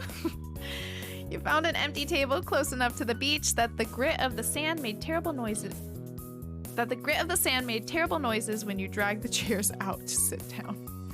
These balloons are gonna make it hard to eat. Cove placed his bucket on the table as he stared at his still balled up hand that was wrapped around the string. You opened your mouth to agree before an idea hit you. I know. After carefully placing your pretzel somewhere it wouldn't get sandy, you tugged the balloon dolphin out of Cove's hand and tied it in a delicate bow around his wrist. Oh. Cove bounced his arm up and down in place, testing the stability of your knot. After watching his balloon jostle around but remain attached, he smiled at, oh, you know what? I just thought of something though. I will ask you a question. Okay, so you know how you choose the different places you go? Like the shopping one and such? Do I get to do them all, or is there a minimum? Do I only get to do like 3 out of, what was there, like 5? Cause if I can't do them all in the first go, then I'm gonna have to plan out the rest because I've already done 2. You feel me? I want to do the fireflies, saving the best for last. Okay, but you can do all of them in one go? Okay, turn up. Then I will. We're saving the fireflies for last then. Because that one sounds like it will be cute. But okay, I was just wondering, I was like, I wonder if it makes you like choose only a couple. So that's good to hear. That's a good choice. Ayo. I'm so excited. All right. Can you do it for me? He repeated the ritual. Cove struggled somewhat with the cast restricting his fingers on one hand and a string already tangled around the other. Okay. Got it. The two of you spent a moment admiring your handiwork, both hands now free to allow easy munching on your pretzels. Oh yes, let's go. You bit into the doughy treat, savoring the taste on your tongue with a smile as you looked out over the ocean. After a time, you finished your pretzel. You were done before Cove. It was boring not having anything to do. You pulled on the string of your balloon to bring it down to your level. Then you held the dolphin in your hands, manipulating it to make it look like it was jumping through the air. If you turned to face towards the beach, it almost looked like it was swimming in the waves like a real dolphin. A laugh came from your side. Oh, he's so cute. When you glanced back at Cove, he had left the remaining part of his pretzel on the wrapper and he was gripping his dolphin too. Mine's name is Merryweather, the Prince of Dolphins. That's so cute. Oh, but Cherry the alien, I like that one too. The Prince of Dolphins. We'll go with the Prince of Dolphins. The DLC, if you're interested, adds similar, if not better, quality moments to experience and overall nearly triples the amount of content to experience, especially when the last one comes out in a month or two. Oh, I see. I was looking at the DLC a little bit. I saw that there were like other love interests, or at least one, right? I think I saw something about a Derek or something. I can't quite remember. It was a brief glance, but can never be disappointed with extra content. I mean, come on. He wears a crown made of seaweed, and all of his friends are merfolk. Every now and then, he'll make friends with a kid and let them ride on his back. You sighed, wishing you could meet a real dolphin like Merryweather. What's yours? Cove considered this question, placing the balloon against the table and resting his free arm across it in contemplation. It's... No!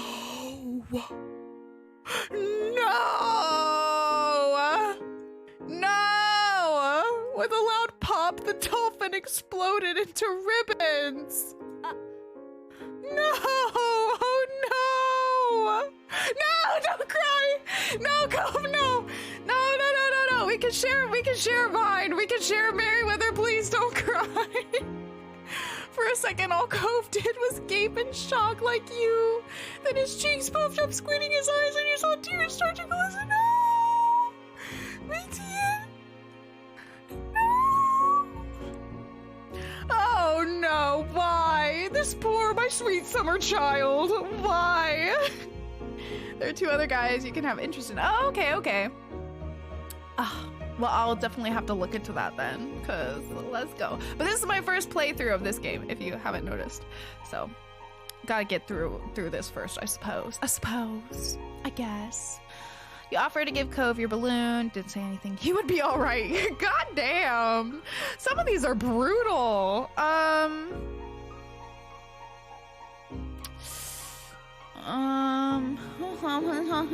gonna give him my balloon. You looked at Cove, then up to your balloon, bobbing gently in the air above you. You can have mine. That was better than letting him cry more. Cove sniffled, glancing up at the balloon, then back at you. No, it's yours. I don't want to take it from you. It's okay, really. Cove shook his head. Even though it wasn't your fault, you felt bad. Still, the offer seemed to lift Cove's spirits, and that was good. Whew, okay. Well, that's good at least. The passing... Oh my god! The passing of Cove's balloon was the last major event of your adventure. Not the passing. R.I.P. In the end, the two of you headed back late that afternoon. You separated on the beach, and while Cove went straight home with his brand new sand pail in hand, you decided to sit for a while. You watched the waves and the sunset, fiddling with your new keychain. Another summer day was drawing to a close. It had been a good one, except for the sad final note. God damn. Long day, I guess. I don't know what grown up is gonna be. Surely it can't be, maybe we're playing grown up? We're hanging out with grown-ups? I don't know. We'll do long day first, and then we'll do grown up, and then we'll do fireflies. That's the plan. It was another scorching summer day, the kind where no sooner had you finished one cup of water, you were already filling it up again. Everyone else had something on, so that afternoon it was just you and Shiloh. This didn't happen much, especially since Cove had arrived. Without Lizzie around, Shiloh looked to you for all the answers. It made you feel pleased, frustrated, nothing really. Pleased, I guess? You might not be in double digits like your sister, but he was only 7. Being the oldest and getting to be the leader was a nice change of pace. Oh, maybe I take it back. I don't like being the leader. You drained yet another drink and frowned at the empty vessel. Your thirst was gone, but you still craved something icy, cold, and refreshing. Something sweet. Something like a snow cone! Why? We'll go popsicle. You wanted something fruity and brightly colored. I think that's the closest we can get to a snow cone. There was nothing like that to be found at home. You knew that without needing to look. Your moms didn't keep sweets in the— Moms? What do you mean? No sweets? Outside, there were plenty of places where such goodies could be obtained, but they were shops and demanded payment in exchange for their products. You sighed, you voiced your predicament aloud.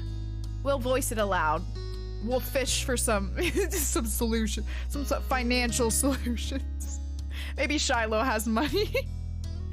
I want a popsicle. Shiloh, who had been draped over the sofa, perked up. Yeah. That sounds good. We don't have anything like that in the house, and I don't have any money. Oh, let me check if I have any. Ha ha ha ha ha, yes. It's working. Shiloh rummaged in his backpack and proudly produced an assortment of coins, plus 1 stray button. You set the button aside and counted the coins in neat piles. Just over $1. You announced this to Shiloh. He had almost certainly come to the same conclusion, but he'd been watching you expectantly. It's a start. It's a start. Let's be optimistic. Shiloh beamed at you. We'll need to find some more. Okay, time to check between the couch cushions. There we go. Yes. The two of you lifted couch cushions, stuck tiny hands down deep crevasses in the sofa and under furniture, and scoured the back of drawers. Most of what you found was useless or gross. Bent paper clips, fluffy wisps of dust or sandy crumbs. But every so often, one of you would strike silver or bronze and add it to the growing pile of coins. Dusty and disheveled from checking every room and squinting into every tiny nook, the two of you finished pooling your finds. Shiloh held his breath as you counted the coins once again. $2.53 and 2 buttons. You didn't know when the second button had decided to join the party, but you were too pleased with your successful haul to throw it out. Is that enough? You figured he knew the answer, but you appreciated him recognizing your authority on financial and ice cream matters. You straightened up before making your pronouncement. Yeah, we've got enough.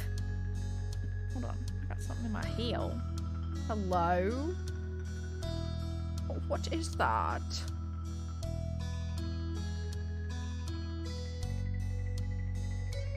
I'm sorry, I've been playing with my hair, it distracted me. Okay, it's fine. Sorry. It was just really distracting. You can now afford something at the shops. Just one thing, but that was infinitely better than none. Shiloh clapped his hands. Yay! The two of you dashed outside. The promise of sugar buoyed you on your destination where, breathless and happy, you stared at the overwhelming number of options. God, like my brain's slowing down. You knew what you wanted, but it wasn't just you who had contributed the funds to get the treat. He seemed to notice your pause. Aren't you getting a popsicle?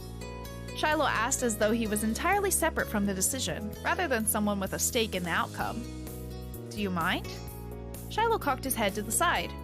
It was your idea. You should choose. You went ahead and got what you wanted originally. Are you really sure it's okay? You tried to get something you both wanted anyway. Yeah. It wasn't fair for you to be, to be the only one to decide. Huh? Oh, did I actually click some? Oh, wait. Can I look at is there a log? Yeah. What'd I say? Huh, where'd it go? Hello? Okay. Oh, how did I go backward? I don't know how I did that, but okay. It wasn't fair for you to be the only one to decide when he'd been a main factor in making this happen. Some of the money came directly from his backpack. What do you like? All of them. They're so good. He pressed further. But what do you really like? Popsicles or ice creams? Which is your favorite? Aw, it's so hard to pick. I don't know. Frustrated, you cut to the heart of the matter. You want me to choose? Yeah. And that was that. You got the dessert you wanted originally and hoped Shiloh would actually like it too. You can go backwards. Oh, okay. I must have rolled the mouse wheel. That makes sense. I see. Hi, Dawada. Thank you for the bonk. Hello. How's your day? Hope you're doing good. We're done being a crybaby today. So far. Who knows? This game could take a sharp turn to sadness, to sad town. But for now, we're done crying our eyes out. So far, it's very wholesome. I think we're good. I think we're safe. I'm glad to hear you're doing good. I mean, indeed. I mean, it was a little sad, but not really. Not like yesterday. Whew, that was rough. But very sweet in the end. Very, very good. You're finishing up your stream? Oh, what are you streaming? I hope you're having a good stream. Thanks for stopping by. What are you doing here? You're streaming? What are you doing here? You were playing Valorant yesterday, right? Valorant? Was it Valorant? I think it was. Aha. Valorantines. Oh, I get it. Yeah, that makes sense. Well, I hope you're winning. I hope you're having a great time. I love that, Valorantines. It makes me want to play it just so I can say I'm also participating. We lost the last one. No. But did you flirt with anyone? Was there anyone cute? Oh, never mind. I could be not be more off. Zam. Well, god damn it. Well, I hope the toxicity did not ruin the experience. We hate the toxics. We hate them. You take ooh. Well, I hope you're having a good Valentine's Day then. Hope you're having a good one. Oh goodness. And that was that. You got the dessert you wanted originally and hoped Shiloh would. Oh, I already read that. No. We went back to London. I hope he does not stumble in here because I randomly break out into a British accent and it's questionable, to be sure. Oh, those are so cute. I love them. Very, very cute. Is the hubby? Ooh, let's go. Do you guys live like separate? Or not like, well, I mean, not like in house, but like just like long distance. There we go. Oh my god. I've been saying so many words that my brain is just like, it's done. Okay. Cool. Ooh. Well, that's nice. I hope everything's going good with y'all. Hope y'all can reconnect, see each other soon. Been there, done that with the long distance. I feel you. Though in my opinion, in ways it's not so bad, but you know, obviously you want to be around, you know.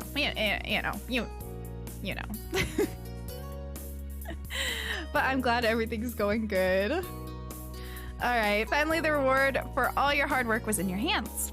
You sucked on the fruity popsicle you'd bought. The icy treat cooled you down perfectly and the zesty flavor was refreshing. You held it out to Shiloh so he could take a turn. He shook his head. You can finish it. Oh, okay. He didn't want any? After everything he did to help get it? That was weird. Oh, yeah, you have to do that. Thank you. I hope you have a good rest of your stream. Thanks for stopping by.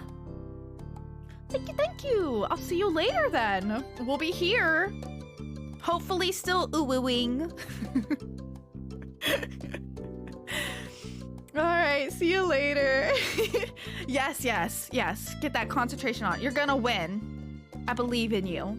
I'm putting the vibes out there. It's gonna be a good one. Oh, shit. Oh, I'm really putting the vibes out there. The competitive winning vibes. You got this. I try to include him because we're thoughtful. Ferrari's getting mad. I can imagine it. Tell Ferrari that he got this. Go, King. You can do it. All right? I believe in y'all. Y'all better come here and tell me you won. I know you will. Y'all sound like you're skilled. I mean, I don't know. I don't know nothing about Valorant, but I'm sure y'all be making plays. You'll be carrying. Even if Shiloh said it was okay, every story you'd ever seen on TV or read in a book said that sharing was caring. You stood your ground, even as the treat started to trickle dangerously towards your fingers. Come on, Shiloh! Just take it!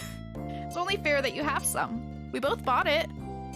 But you want it more than I do, and getting to play was a lot of fun already.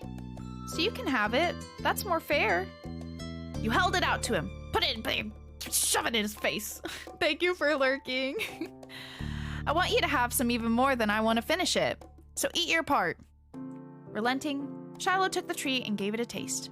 His eyes lit up. Thank you. It's really good. Thank you. You smiled, pleased with your good deed. You picked the best one. Did he mean that? Shiloh was always nice no matter what happened. Even if he hated it, you knew he wouldn't say so. Maybe he thought it was gross and that's the real reason why he didn't want to take some. You had no idea. You studied him as he ate a little more. He had every appearance of enjoying himself. Still weird. The two of you began to head back home as he ate. You walked side by side on the shore in silence, but your thoughts kept drifting to the boy beside you. Why didn't he speak up for himself? It was almost as if Shiloh didn't know how to say what he felt, or he was too afraid to. You figured that was his problem. God damn! You thought that was kind of sad. Not being able to talk to people isn't fun, and you didn't want to be the kind of person people were scared to tell their honest opinion to. You considered asking Shiloh about it, but if he couldn't give an opinion on something like ice cream, then he wasn't going to open up about this. You hoped for the best. Maybe you were wrong, or if you were right, maybe he'd feel better about it soon. I can't believe I fell asleep while hugging a milk box the whole day. Oh, the best thing to cuddle. I mean, doesn't it just fit right to the crook of your arm so naturally? You thought it was your dog. Your dog's probably sitting there like, what the fuck? Like, why are they not cuddling with me? That's a milk carton. That's so funny. Shiloh made you unsure about setting a label on the experience of spending the afternoon with just him. There had been good times and there had been confusing ones. You were positive of one thing, at least. The treat was delicious and that was nice. The sun was low on the horizon as you returned to your neighborhood. There you spotted two very familiar figures up ahead, Lizzie and Cove. You opened your mouth to make your presence known to them just as you saw the tears on Cove's face. Why are you crying? Why? Don't cry. Before I go AFK for sleep again, I can't believe I can do... Oh, you can do a squid punch. Oh, let's hear it. Let's hear it. I'm ready. I'm prepared. What does the squid want for Valentine?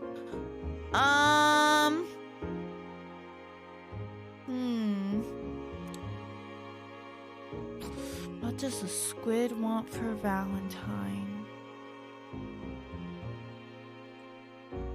I'm really trying to think.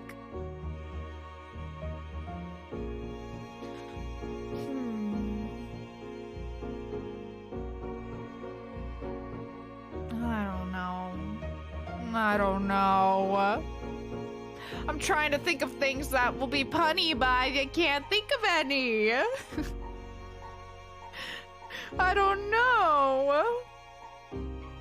You walked straight over, Shiloh at your heels. Why are you crying, Cove? Once there, you defended Cove, took a moment to make a joke, accused Lizzie of causing trouble. Carefully, let's ask what happened. We don't want to make any accusations. Without a time machine, the only way you were going to find out was by asking the witnesses. Lizzie might have done something, but she could have been in the wrong place at the wrong time, or even come to Cove's aid. You wanted to hear the story. Cove, what happened? Minty, I got yelled at. He took a deep, steadying breath. Some grandparents got mad at me. No! Aw, sorry. Lizzie jerked her head in the direction of a nearby house. Your heart sunk. You knew exactly what had happened. Every year, the same mean old couple rented out that condo for the summer. You, Lizzie, and Shiloh knew to stay away from them, but Cove couldn't have. They're like that with everyone. Even your mom struggled to find anything nice to say about them, but the elderly pair particularly took offense to kids. It didn't matter if they were really nice like Cove. Yeah, Lizzie said. Yeah, Lizzie said. God. Oh no, Nola, did you fall asleep? It took too long thinking about it. Lizzie drew herself up at that. She looked pointedly in your direction. I was helping. That's cool. Is there anything I can do? No. I'm just gonna stay away. Or you could teach them a lesson. There was a devilish glint in her eyes. What? You should ding-dong ditch them. Go ring the doorbell and run. It'll be great because they're so slow. They'll never catch you. That's dumb. I don't want to go near them ever again. You're just saying that because you're a chicken. Lizzie! Cove glared but didn't take the bait. Lizzie turned to you. You're not a chicken, are you? Yeah, cluck cluck. You'd rather just avoid them. You thought they deserved worse. I'll do it. I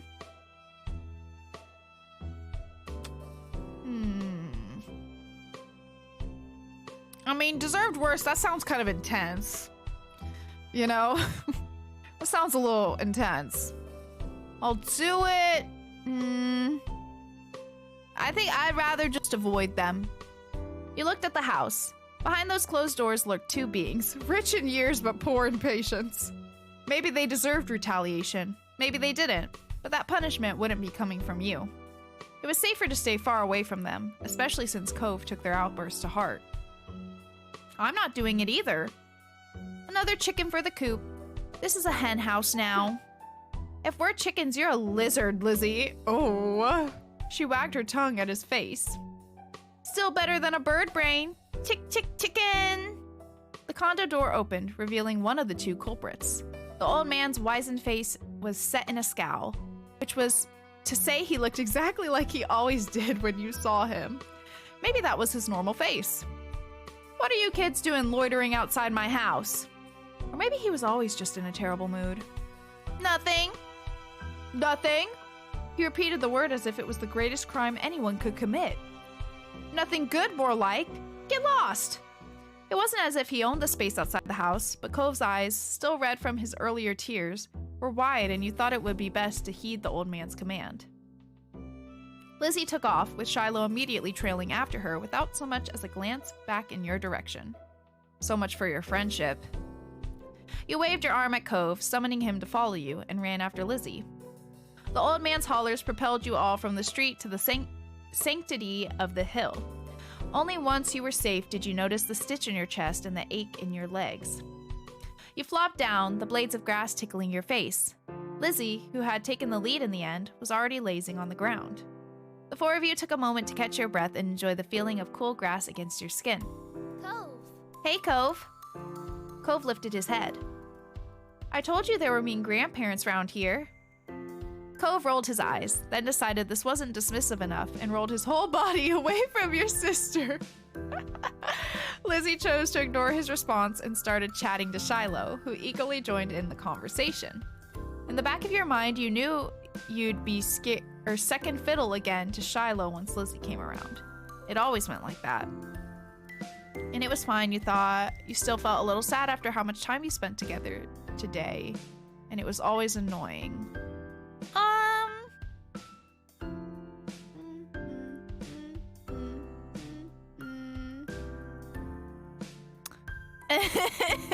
Uh-huh. Yeah, sure, Noah. Mm-hmm.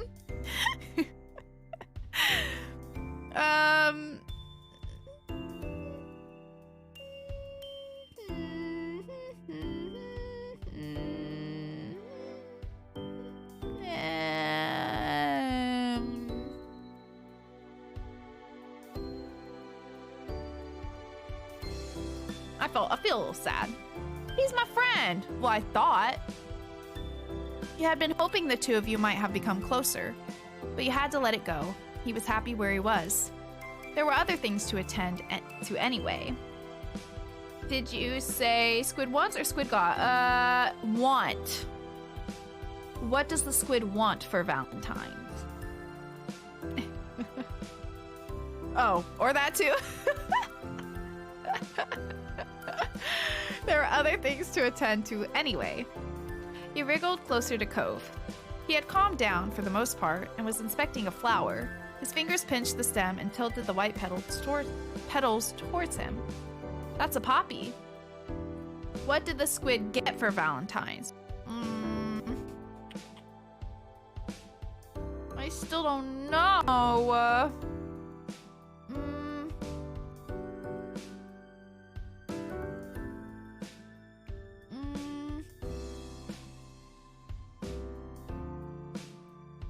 I don't know. It's different either way. You saved the pun?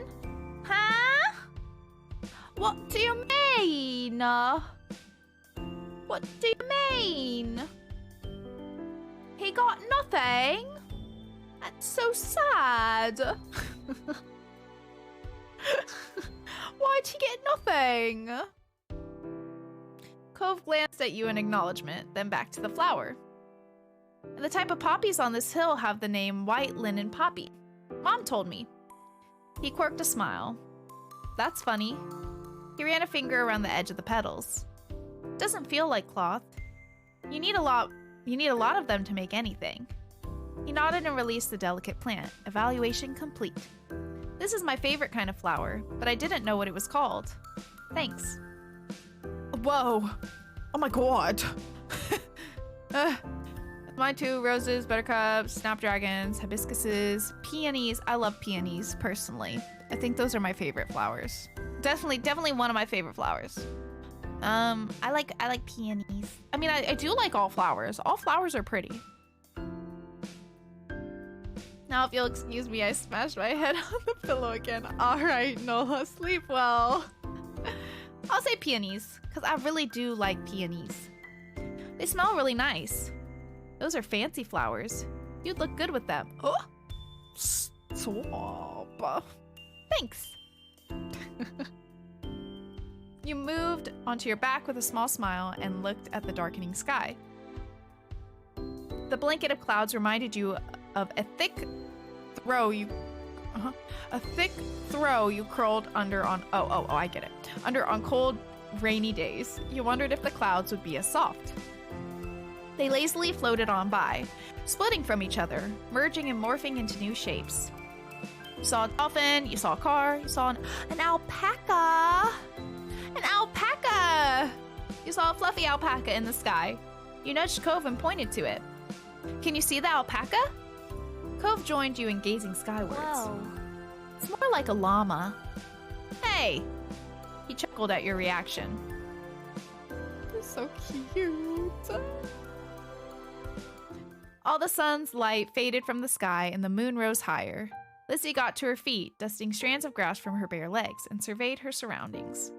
The ocean, visible from the crest of the hill, beckoned with every sweep of the tide. Let's go to the beach! There was no argument from the other two.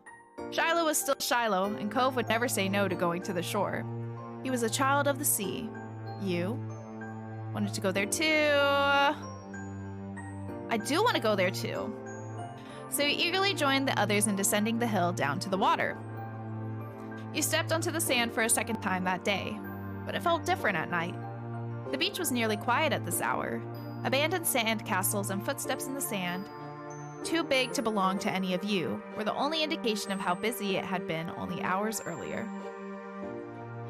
The four of you kicked shoes off and removed socks and walked along the water's edge. The waves tickled your feet. I wonder what would happen if you tried to take a bath in the ocean, with shampoo and everything. That would be bad for the fish. Jeez. Didn't say anyone would do it. Geez, you don't have to be serious about everything. You're the one who asked what would happen. That is what would happen. It hurt the fishes. I like bubble baths at home. They're a lot of fun. Shiloh. Me too. Bubble baths are luxurious. You'd never heard Lizzie use that word before. Mommy loves to have bubbles in her bath. She'll turn the lights off and have candles. I'm gonna do that next time. Hey, when's your mom coming to pick you up anyway? Lizzie? Oh, she's talking to Shiloh. Oh, okay. I thought she was being a real brat. Not for a while. She's busy. What about your dad? How come you never talk about him? Nobody does. Don't you know you're not supposed to ask something like that? Why would somebody want to talk about something they never talk about? You kept your eyes on the ground, watching your toes get swallowed by waves. Even if Shiloh never seemed upset when this topic came up, it made you feel awkward just for having both of your moms. It's okay. I'm like Lizzie and Minty. I don't have a dad. But I don't have two moms. I just have one. She's really great. Oh, sorry. I only have one now too. My mom isn't here. She's back home. It's just my dad with me. Sorry. Aw, I never had a dad or anything, so I don't feel bad. It's really sad that your mom's gone. Cove nodded. You joked about Shiloh's mom getting No. Even if they're all different, our parents are good in their own ways. Yeah? Yeah. Cove couldn't muster a response. You didn't think he truly disagreed, though. The silence broke with a splash as Lizzie kicked in your direction. Cold water and sodden sand splattered against your legs. Lizzie giggled, foot still outstretched from the kick. Cove joined in, striking the incoming waves to make a splash of his own. Shiloh scurried out of Cove's spray zone with a grin. You made a run for it. You retaliated! You used your foot to smack the water pooling around you, sending an arc of sea foam flying back onto your sister. You laughed as she spluttered, some of the salty seawater having landed in her mouth. She spat it out. Yuck. Lizzie chased you, intent on revenge. You dashed up and down the coast, taking it in turns to be the predator and the prey, as well as joining forces to take down Shiloh or Cove. Alliances were silently forged and wordlessly broken. Everything was fair game in war. Ah! Shiloh's brief exclamation was drowned out by the biggest splash yet, caused by him falling face first onto the ground. That would have been bad enough without the wave that followed, cascading over his prone body. Shiloh sat up, shaking his head like a dog coming in from the rain, as you all hurried over to check on him. His hair was plastered to his head and his soaked clothes clung. If there was any part of him that was still dry, you couldn't see it. That was crazy. Are you okay? Yeah, my foot got stuck and I fell over. Way to go, Shiloh, you dumbo. You offered him some help up. Yeah, we'll offer him help. Like, come on. Ah! Ba-da-ba-da-ba-da. Ba-da-ba-da-ba-da. Ba-da-ba-da-ba-da. Hello! Thank you for the raid! Let me get you a shout out. Hold on. I will get you a shout out. How was the rest of your stream? I hope it went well. Did you win? Did y'all win? Did y'all hit them with the pro plays? Here we go. For Valorantine, my new favorite thing to say. Everybody check out Tawana. Thank you so much for the raid. How'd it go? How's it going? It's been so long. Shiloh didn't take your outstretched hand. After a moment, you dropped it. Well, damn. Why not? I know, it's just been ages, right? Haven't seen you in forever. Oh, you're still trying to win. Oh, you got this. I'm rooting for you. Oh, shit. Something went wrong with stream. Oh, no! Tech issues? That's okay. I'm like, my streams are scuffed most of the time. It's always whenever I'm like, oh, it'll be fine. I won't check things before I stream, and then something's always messed up. And I'm like, oh, okay. All right, well, that's how it goes, I suppose. Oh, God. Lizzie was too busy snickering to notice and held her hand out to Shiloh, too. He's gonna take that one, is he? Yeah, I knew he was gonna take that one. Shiloh, rude. What's wrong with my hand? Why can't you take my hand, huh? The disrespect. The audacity. He reached over and took it. Slowly, he started to pull himself up from the ground. Then he slipped on the slick sand, dragging him and Lizzie down just in time for another wave to hit. See, that's what you get. That's karma right there. Instant karma. The water rolled over them. What were the odds of that happening twice in a row? I don't know. What are the odds? You thought they must be low. But there's no way Shiloh would do something like that on purpose, then pretend it was an accident. Especially not to Lizzie. Even if your relationship with Shiloh felt unclear, he did at least like her a lot. Lizzie was his favorite, right? Smiling boldly, Lizzie extracted herself from the ground and wiped a streak of sand from her cheek. She didn't intend to let this embarrass her. Shiloh got up again as well, this time without incident. He still looked like a drowned puppy, but that didn't stop Cove laughing at the two of them. With that, it was time to call it a day. The four of you made the journey back home, leaving a trail of wet footsteps and sand in your wake. Damp clothes may have weighed down some of the group, but your spirits were high. Your arms swung side to side as a cool breeze flowed past. Your moms were outside, chatting to Cove's dad. We're back! Your mom's faces fell as they took in the state you all were in, ranging from messy to soaked. No. Elizabeth, is that all you have to say for yourself? You brought half the beach back with you. They certainly did. What's Marigold going to do when she comes to get Shiloh? Is that how you want him to be for the long drive home? Cold and filthy? Lizzie's expression turned sulky over the scolding. Being the oldest could be fun, but it also meant she was the first to get in trouble when something went wrong. Mr. Holden, on the other hand, chuckled as he ruffled Cove's matted hair. You've been out making memories, bucko. I'm glad you had a good time with your friends. Cove used his slightly moist cast arm to push his dad off. Mr. Holden's eyes widened when he noticed even that had gotten wet. Now he was worried too. I think they could have found a less risky way to spend time and had just as much fun. That must be right. Kids, what can you do? Come on, Cove. Let's go get you cleaned up and dried off. We wouldn't want that cast to have to be reset. Let me take a drink of water. She been talking all stream. Really using those vocal cords.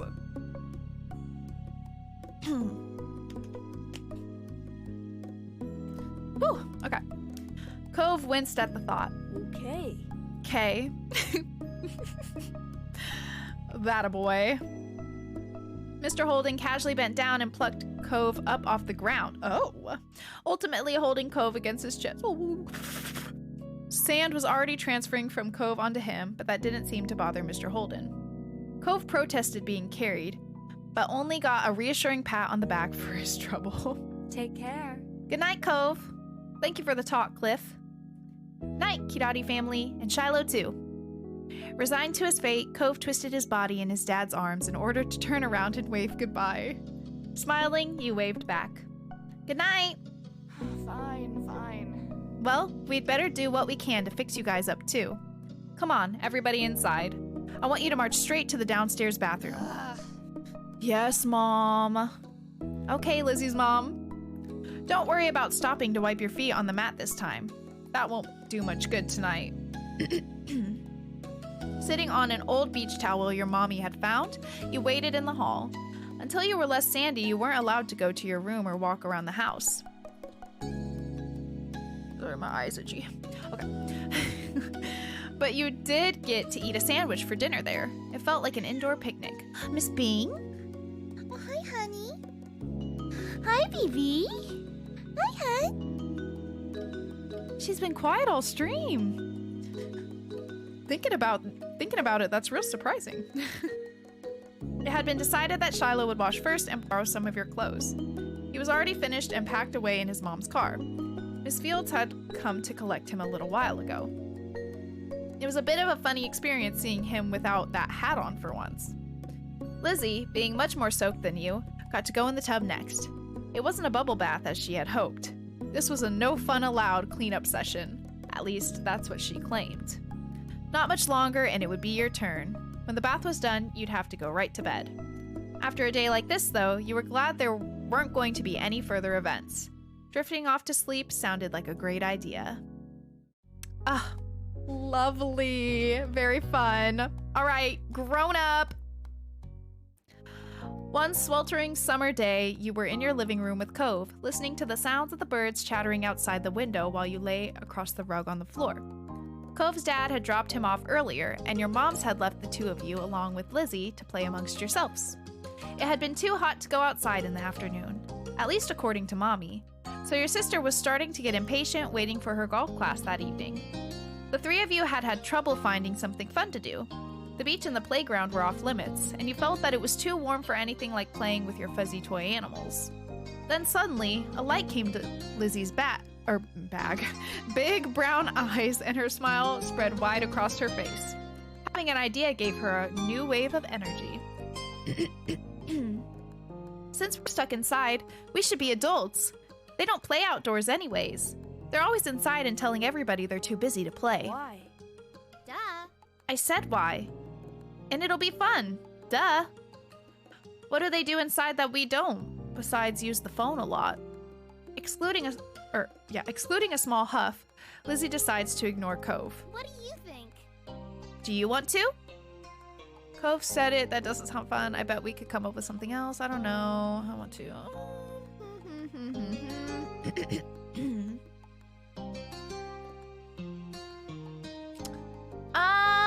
I don't know. Sounds kind of fun. Sorry, Cove. Sounds kind of fun, though. You do? Seriously? Yeah. Hooray! Okay, let me think. What do I want to be? Satisfied that neither of you were about to bail on her, Lizzie thought over her options while you watched. After a few seconds, she clapped her hands together and beamed, apparently having settled on something without asking either of you. Okay. I'm gonna be a professional golfer. Minty, you and Cove can be a beach volleyball player, a gymnast, or a tennis player. Why can't we pick anything we want? Because I have a fun idea, that's why. And we have to play sports as adults? Yep. But there's other kind of sports too. Right? It isn't the same. What do you think, Minty? Don't those choices sound super cool? You want to be that, huh?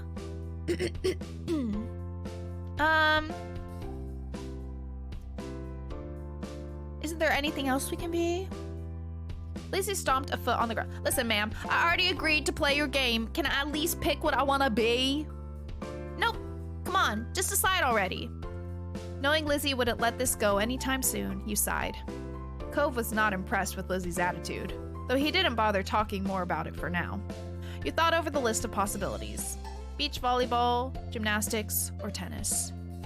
Out of all of them, you'd prefer to play gymnastics. If you couldn't spend the afternoon doing cartwheels and handstands in the backyard, then you might as well thinking about that. That doesn't sound like that doesn't sound safe. There wouldn't be as much space as there was outside, but you could still try. Oh god. Yes, that was clearly the top option. I'm gonna get myself hurt. Okay, I'm gonna be a gymnast. All right. How about you, Cove? I picked volleyball. Should have known. Okay, so Minty, you're a famous gymnast, and Cove, you're on a popular volleyball team, and Lizzie's ponytail bobbed when she proudly stretched her arms wide. We're Olympic athletes who just competed in the Olympics. Cove didn't seem at all impressed with that announcement. He made a face and adjusted the glasses on his nose. Rude. That's what makes it fun. Anyway, Lizzie marched back and forth in front of the both of you, getting lost in her own imagination. I won all gold medals, and people are calling me the next Mickey Wright. Who's that? Lizzie stopped on the spot and turned on him, her brown eyes shining with impatience. Doesn't matter if you know who she is. It's a golf thing. You guys won medals too. Cove, your team was bronze, and Minty, you barely missed out on the gold and got silver. It's more real if we're not all in first place. God damn. We can do better than silver. You pouted at Lizzie, unhappy with this decision. Minty's right. Sorry. Lots of people lose at the Olympics. Them's the breaks. Then you're the one who did, not me. Lizzie looked taken aback by Cove's declaration, as though the thought of her losing was completely absurd. No way! It wouldn't make sense. I'm already practicing my golf game. She took a golfing stance to make her point, pretending to swing her club and hit an invisible ball. So what kind of house do you want to live in? Cove hadn't changed his mind about winning, but thinking about where he'd live as an adult appealed to him, apparently, because he looked back at Lizzie with some of the anger fading. I'm going to live on the beach. Lizzie made a face at him, poking out her tongue. That's kind of boring. We already have that. No, not like the normal houses here with a street. On it, right on the sand, by the water. Just like that, all the tension was back. You hadn't even had a chance to choose where you would want to live. That's not very fun or smart, Cove. You can't live on a bunch of sand and shells. But I want to, and I will. Cove narrowed his eyes at Lizzie, even though she stood half a head taller than him. You didn't give out a list of things to pick from this time, so I'm picking that. Why are we even playing pretend if we can't imagine anything? Jeez. Well, I'm gonna live in a mansion far away from here, and far away from you. One with an indoor pool and a place to practice my award-winning golfing. It's not fair. How come you were yelling about mine when your idea is even more impossible? Lizzie's face flushed red, her hands balling into fists at her side. Damn, they are spitting fire at each other. Rowdy, thank you for the hydrate and the stretchy ice. Ice, ice, ice. You take a stretchy too. I don't know if are you still live? Either way, stretch. Let me take a sippy. Hi, Bing. Hi, honey. Oh, my sweet girl. She's so cute. It is not impossible, and it's better than yours. Disagreements always seemed to crop up when the two of them were together, and you always felt like you were stuck in the middle. And look at his mouth. It's so cute. But when it came to the topic at hand this time, you thought...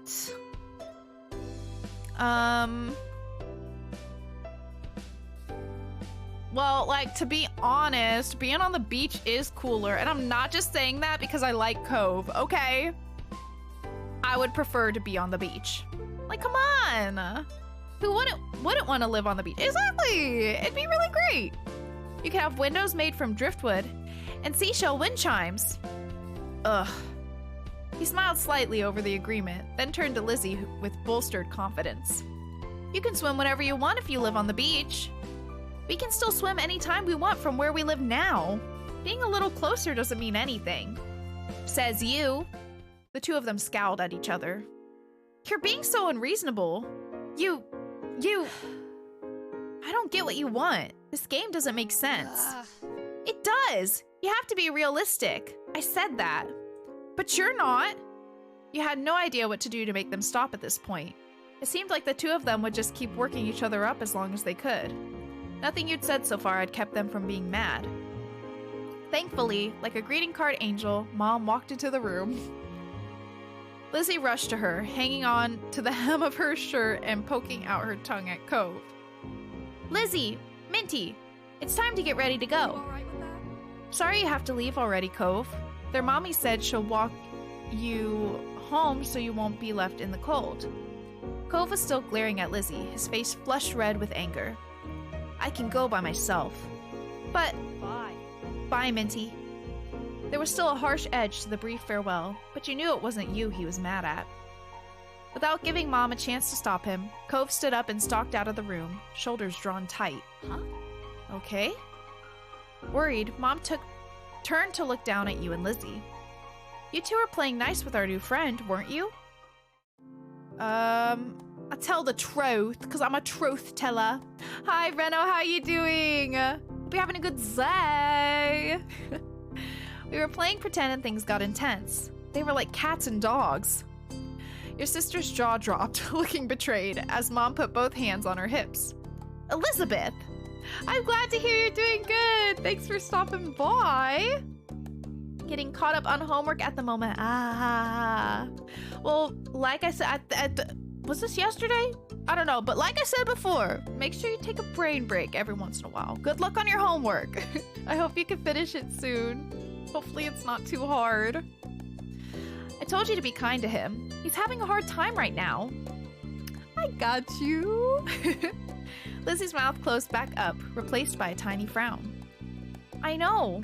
I tried, but he was... That's enough. No buts. We both know you can show someone a great time when you put your mind to it. We're going to apologize to Cove and his dad over the phone when he gets home from work tonight. Lizzie hung her head, dragging a foot across the ground in front of her. Tech issues, headset just didn't work. Oh, that sucks. You're totally good. You are totally good. I hope you can get your headset working again soon. That stuff is so frustrating. Gosh. I think I'm a really patient person, but when it comes to like tech stuff, I have no patience whatsoever. So when things go wrong, I'm just like, ah. I get so frustrated. So that kind of shit is not fun. I was actually gonna play a different game today before I came up with the amazing idea to play an Otome game on Valentine's Day, which, you know, I think it was a good choice. But anyway. But I was trying to like set it up and the sound just wasn't working and I was like, man, fuck this, I'm just gonna play something else. But I'm kind of glad I did because this is just so nice and chill and cute.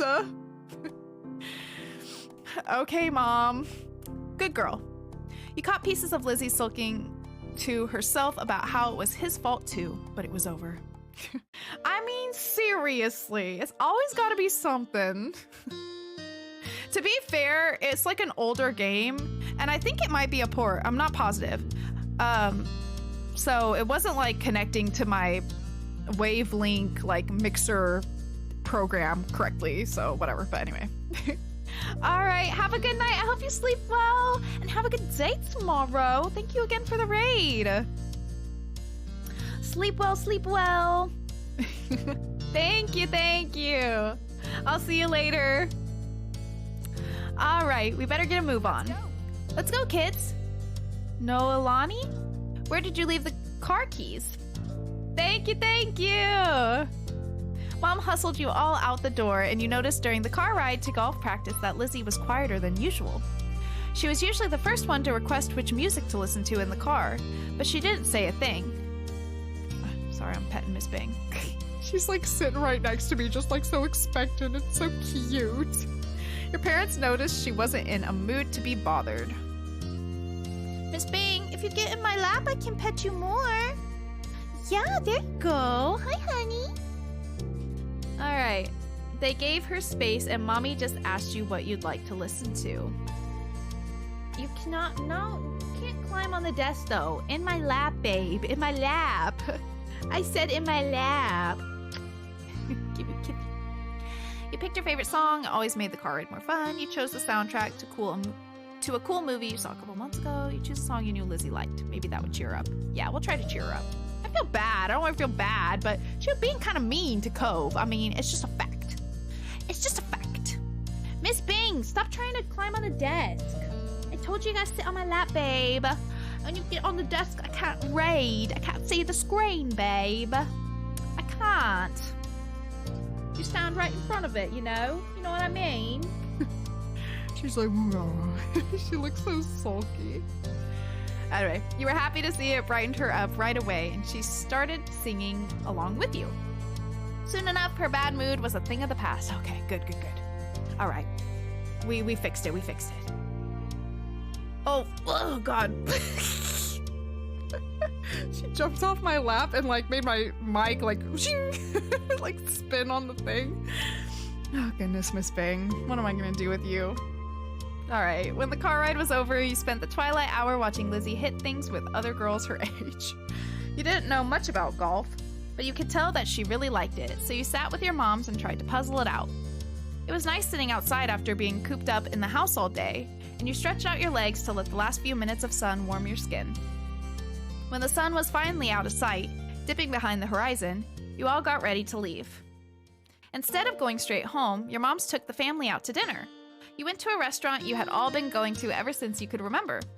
The whole afternoon had been a bunch of shouting you hadn't been able to stop, but you could kind of tell that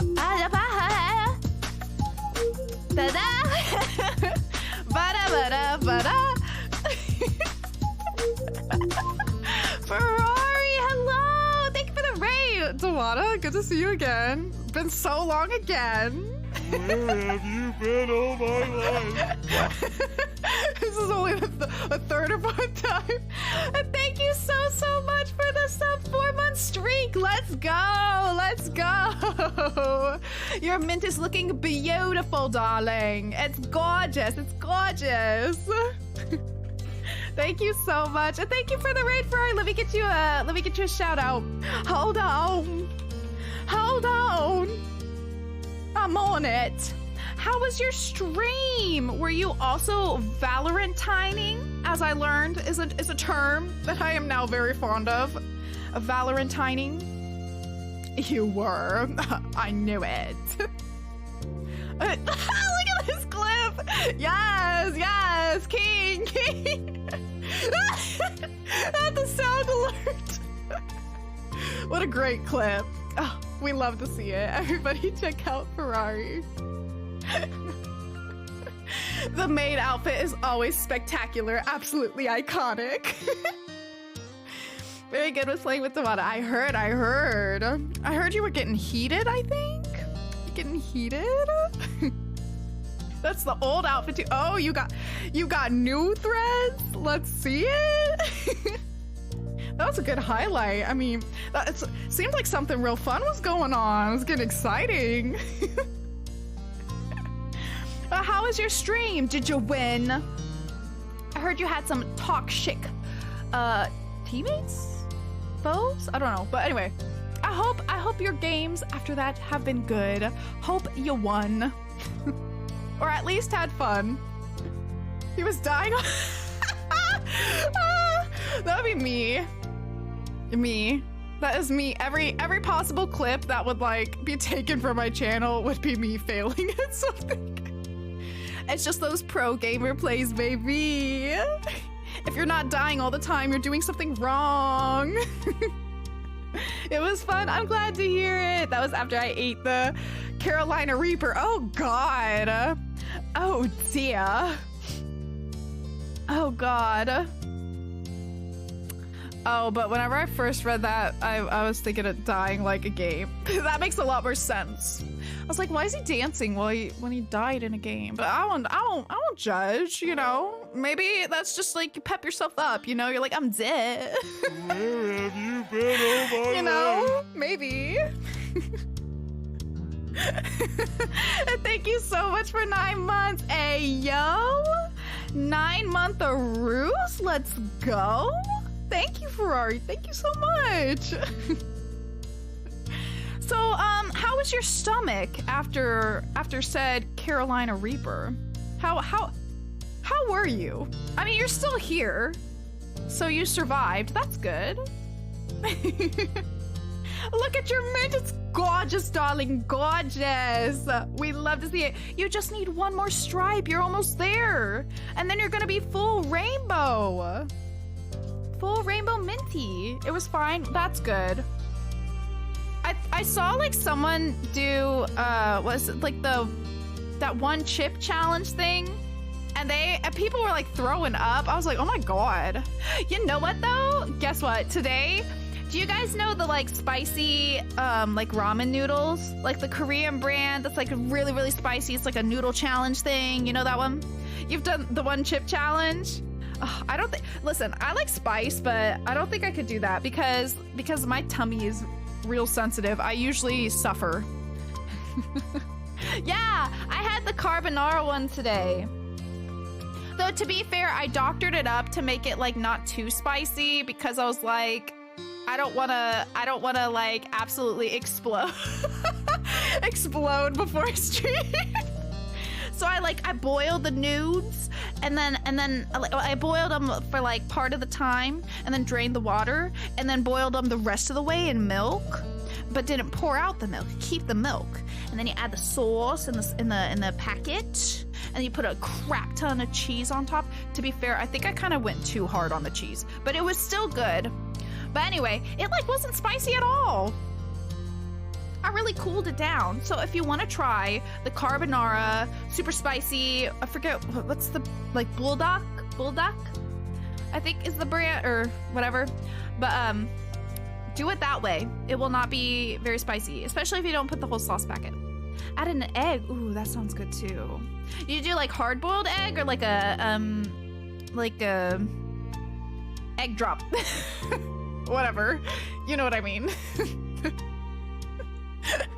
I love me a good hard-boiled egg. I do tell you what. I really do. Alright, the whole afternoon had been a bunch of shouting. You hadn't been able to stop, but you could kind of tell that all this helped Lizzie be less angry. Oh, sunny side up. Ooh. Oh, because I guess with those ones, it doesn't really have like a broth, you know? Unless you make it that way. But that sounds good. Oh, dang. Maybe I'll have to do that next time. Do the milk and less cheese, but still cheese, and then add a sunny side up egg on top. That sounds good. I love hard-boiled eggs so much. And I'm like the like hard boiled. I want the yolk like fully cooked. Fully cooked. I don't know what it is about it. I love it so much. It's so good. I'll just eat them as a snack. With a little salt on top. So good. Man, now I want eggs. I do like a runny yolk too, though. I do. I don't like soft boiled eggs. Or medium? Is that what you call it? Whenever it's like boiled, it has to be hard boiled. I will eat like soft boiled. I just don't like it that much. But if it's like sunny side up or like over easy, gotta have the runny yolk. Gotta have it. Delicious. So good. I really want eggs. Maybe I'm gonna cook some eggs after stream. I'll be quick to whip up. Maybe I will. All right. The car ride home was quiet, with only the radio providing escape from silence. Lizzie had been in better spirits now, but the closer you got to your neighborhood, the more she wiggled in her seat and frowned out the window. She knew what was coming when you all got back home. Clearly, she was dreading it. Soon enough, Mom was turning onto your street, then reversing into the driveway. Once she cut the ignition, it was dead silent. No one spoke, only unbuckled their seatbelts and opened their doors. Lizzie was the last one out.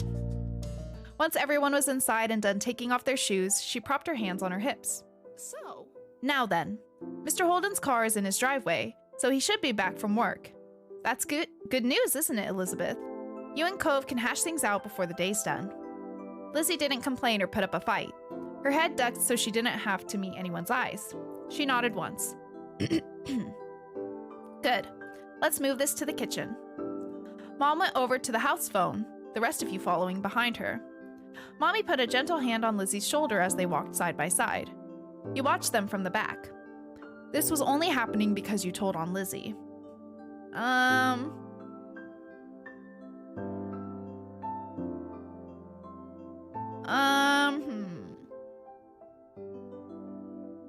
I didn't like doing it, but like, it's the truth.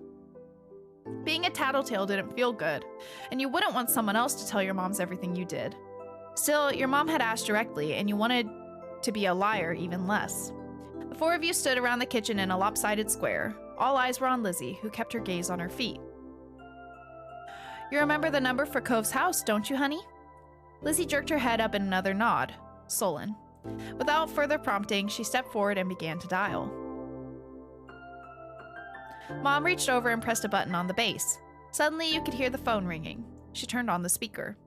The phone rang a couple of times, then stopped. Mr. Holden's warm voice came through the other end. Evening, Holden residence. Lizzie looked over at Mommy, unsure. She nodded encouragingly. Hi, Mr. Holden. It's, Lizzie. Can I talk to Cove? Absolutely. Lizzie Curari? What a surprise! But of course you can say hey to the boy.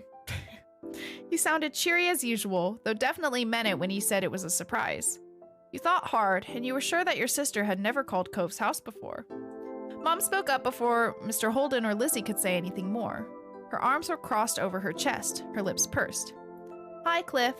Noelani, Minty, and I are here too. Good evening. We're sorry to bother you so late. He spoke up to say hello too. I'll say hello. Hi, Mr. Holden. The gang's all here, huh? Is something the matter? His voice grew a bit concerned. Mommy was quick to reassure him. No, well, yes, but it's going to be okay. Lizzie and Cove got into a bit of a fight today. We were hoping that the two of them could talk and make up. Is this a good time for you and Cove? What? A fight?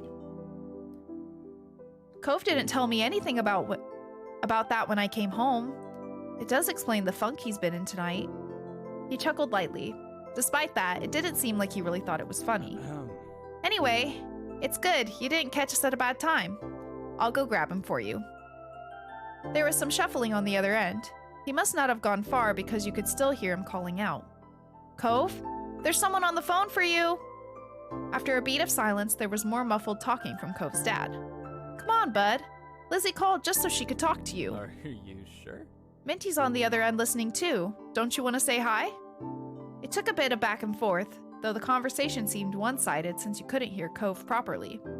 Eventually, Cove took the phone from his dad. Hi. Hello? Hey, it's Lizzie. Yeah, I know. Dad told me. Cove's tone was defensive. Lizzie turned to Mom, scowling. One stern look from her, though, and Lizzie turned away. Sorry. I just called to say I'm sorry for not playing nice with you today. I won't do it again. Lizzie's eyes were downcast, her voice low. You could tell she felt uncomfortable apologizing to Cove in front of everyone. Yeah, that kind of sucks. Yeah. She was still being genuine about feeling bad. Cove must have realized that too, because he sighed quietly. Me and Minty should get gold too. That's right. Lizzie had kept denying you two what you deserved. Lizzie was momentarily stunned silent by the demand. She probably forgot that had even happened today. All right, we all win the gold. Okay, I guess I'm sorry too. A sense of relief washed over everyone at his acceptance of the apology. Mom uncrossed her arms, while Mommy's shoulders relaxed. Lizzie's eyebrows raised up. You wondered if she thought that he'd refuse her apology. Dad, can I get off the phone now? You couldn't see him, but it was obvious that Cove felt awkward about the situation. He had come off uncomfortable the entire time, really. Yeah. You can go back to your room if you want. Be sure to say goodbye first, though. Bye, Lizzie. Bye. Bye. Bye, Minty. You perked up at the mention of your name. You smiled, even if he couldn't see it. Bye, Cove. With that said, Cove must have handed the phone to his dad and left, since Mr. Holden spoke up. That's a relief. All's well that ends well, as they say. Thanks for arranging this. I'm sure he appreciates it. As Mom replied, Lizzie tugged on Mommy's hand to catch her attention. Can I go now, too? Good job. Sure, sweetie. Thank you very much for apologizing to Cove. Mom flashed a brief smile at Lizzie and nodded her agreement. Given permission to leave, Lizzie scurried off towards the stairs. She seemed to be feeling much better with the incident behind her. Mom and Mommy returned to the phone, taking it off the speaker. They continued talking to Mr. Holden. You couldn't tell what about. You were glad that was the end of it all. Lizzie and Cove might not get along, and probably still won't, but they weren't mad at each other anymore. Mom and Mommy weren't upset either. Everything was finally back to normal. With that thought, you retreated to your own room with a spring in your step. Alright, I was gonna not stream later than my usual time tonight, but we only have one more for this summer, so let's do the Fireflies and then we'll wrap up after this. And then next time, I don't know when I'll play this again, but I probably will. Next time we'll start from step 2. So let's do fireflies. All right, tonight we're going to catch fireflies. At this blunt declaration from your sister, you looked up from your macaroni and cheese dinner. Ooh, mac and cheese. Fireflies were a familiar sight over summer, coming out on warm nights to dance through the sky. Tonight was particularly balmy. You knew there were bound to be a ton of them around. Oh, you are you? Yeah, you start eating faster, you look over at your mom's, you push your food around your plate. I start eating faster. A grin curved your lips as you started to eat a bit faster, excited for what was to come. It seemed like you were too excited, however, as you started to choke and cough on your food from shoveling it down so quickly. Ah, shit. Mommy reached over to pat on you on the back, firmly helping to dislodge the noodles and enable you to breathe again. Damn, I was like choking for real? God damn. You took a big gulp of water from your glass, giving your moms a sheepish look. Oops. That's a good idea, Lizzie. Can we, Miss Karari? Shiloh tapped his fork against the table excitedly, his face lighting up as he looked at Lizzie. The drinkies. You know what? I am gonna take a sippy because my voice do be fighting for its life right now. I know I talk a lot during stream, but this is different because it's literally giving me dialogue for the whole thing. Goddamn. And thank you for the posture check. And another hydrate. All right. I shall take another sippy just for you. Since you so kindly handed over your mint monies. And I'm gonna stretch a little too. Okay, no more shrimp back. All right. Shoulders back, baby. All right. Okay. It was unusual for Shiloh to still be here. Like always, his mom had to bring him over really early in the morning before her job started. But normally, she would have picked him up by now. She called before dinner to let your moms know she'd be late. You didn't hear why. Probably more work things. You thought maybe getting to hang out with Shiloh for longer is what made Lizzie want to keep running around outside. Staying at home and watching TV was never an option for her with guests over. That's why you were pretty sure she'd get your moms to agree. Wow. It's already so dark out there.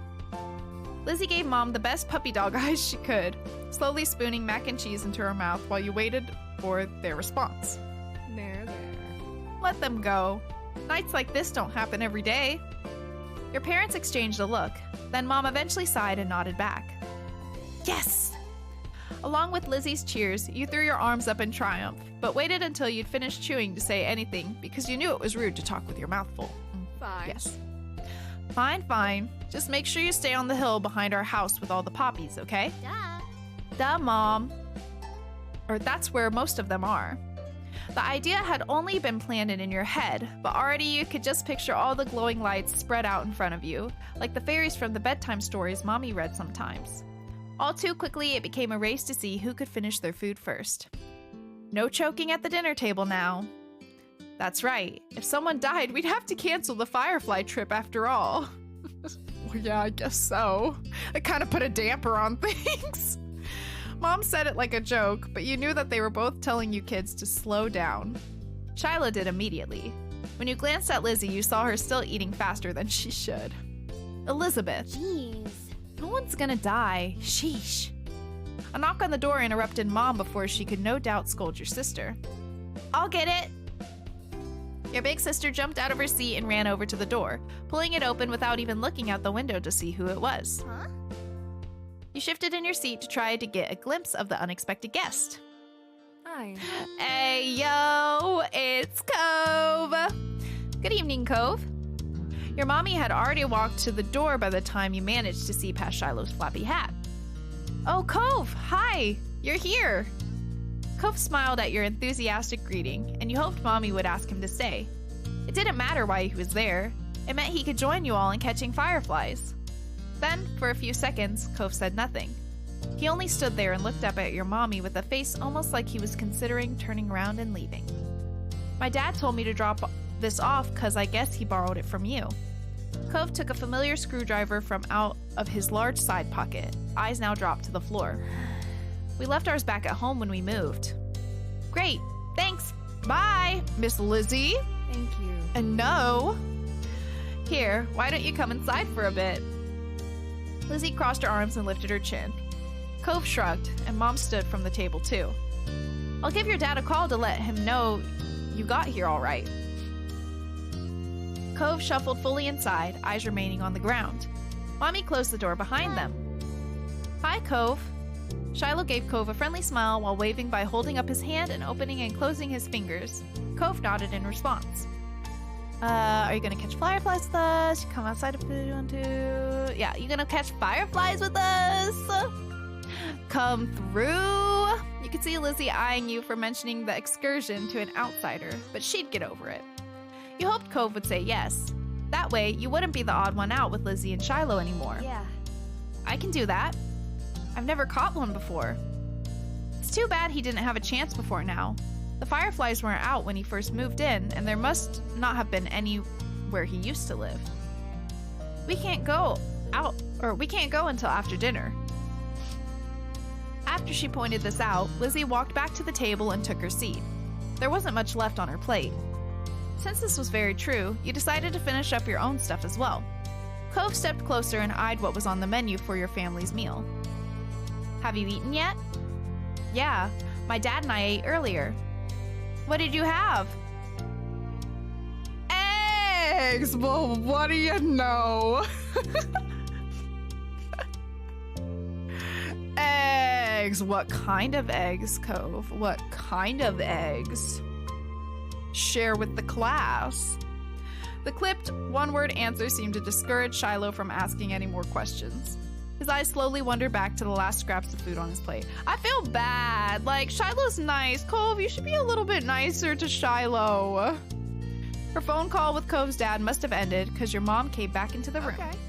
Cove, your dad said you can stay for a little while if you'd like, but he's going to come get you before it gets too much later. Sure. Fun. This will be so nice. As you polished off the meal, you hoped it would be too. The three of you all finished eating shortly after, and Lizzie led the way outside. Remember, don't stray too far. It's fine, Mom. Shiloh trailed so closely after Lizzie he was nearly stepping on her heels.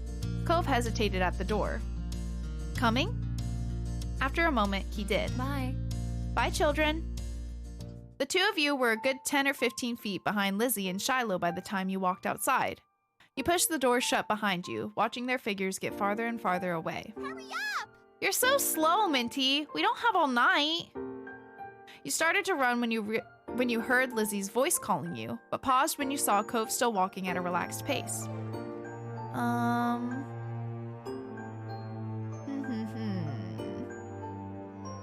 I'll walk with him. You fell behind, sidling up next to him and matching his stride. He noticed right away. It's okay. You can go ahead if you want. You smile and shake your head. I don't. So pretty. After a short while, the two of you reached the hill behind the house. The fireflies were out in full force, floating on the breeze, their gentle glow winking in and out and creating an almost magical effect. Lizzie had already climbed to the top. Shiloh was spinning in circles somewhere around the middle. Wow. Shiloh took a moment to come over and welcome the both of you to the hill. Hi, guys. It's really great out, huh? See how many there are? Yeah. A firefly danced through the air, landing on Cove's sea green head. Not hand. Shiloh couldn't help but giggle. You and Shiloh couldn't help but giggle. We both giggle. Covering your mouth with a hand, the sound escaped you, and Cove looked at you in confusion. What? You gestured to his head, and he reached up, making the firefly dart away. Cove jumped, then followed after the glow. Oh. Cute. Oh, look! Lizzie has one! That's amazing! Shiloh ran to the highest point of the hill, making sure not to lose his hat or backpack along the way. You hummed as the group divided and conquered, shifting your gaze to the dozens of other fireflies sailing around. The game was on. You had a bandage on your thumb, and you tried to be cautious of that. You had a bandage on your palm, and you tried to be cautious of that. 2 bandages on your hand. You were good at not getting cuts or scratches, so you weren't too worried about that. Knowing me...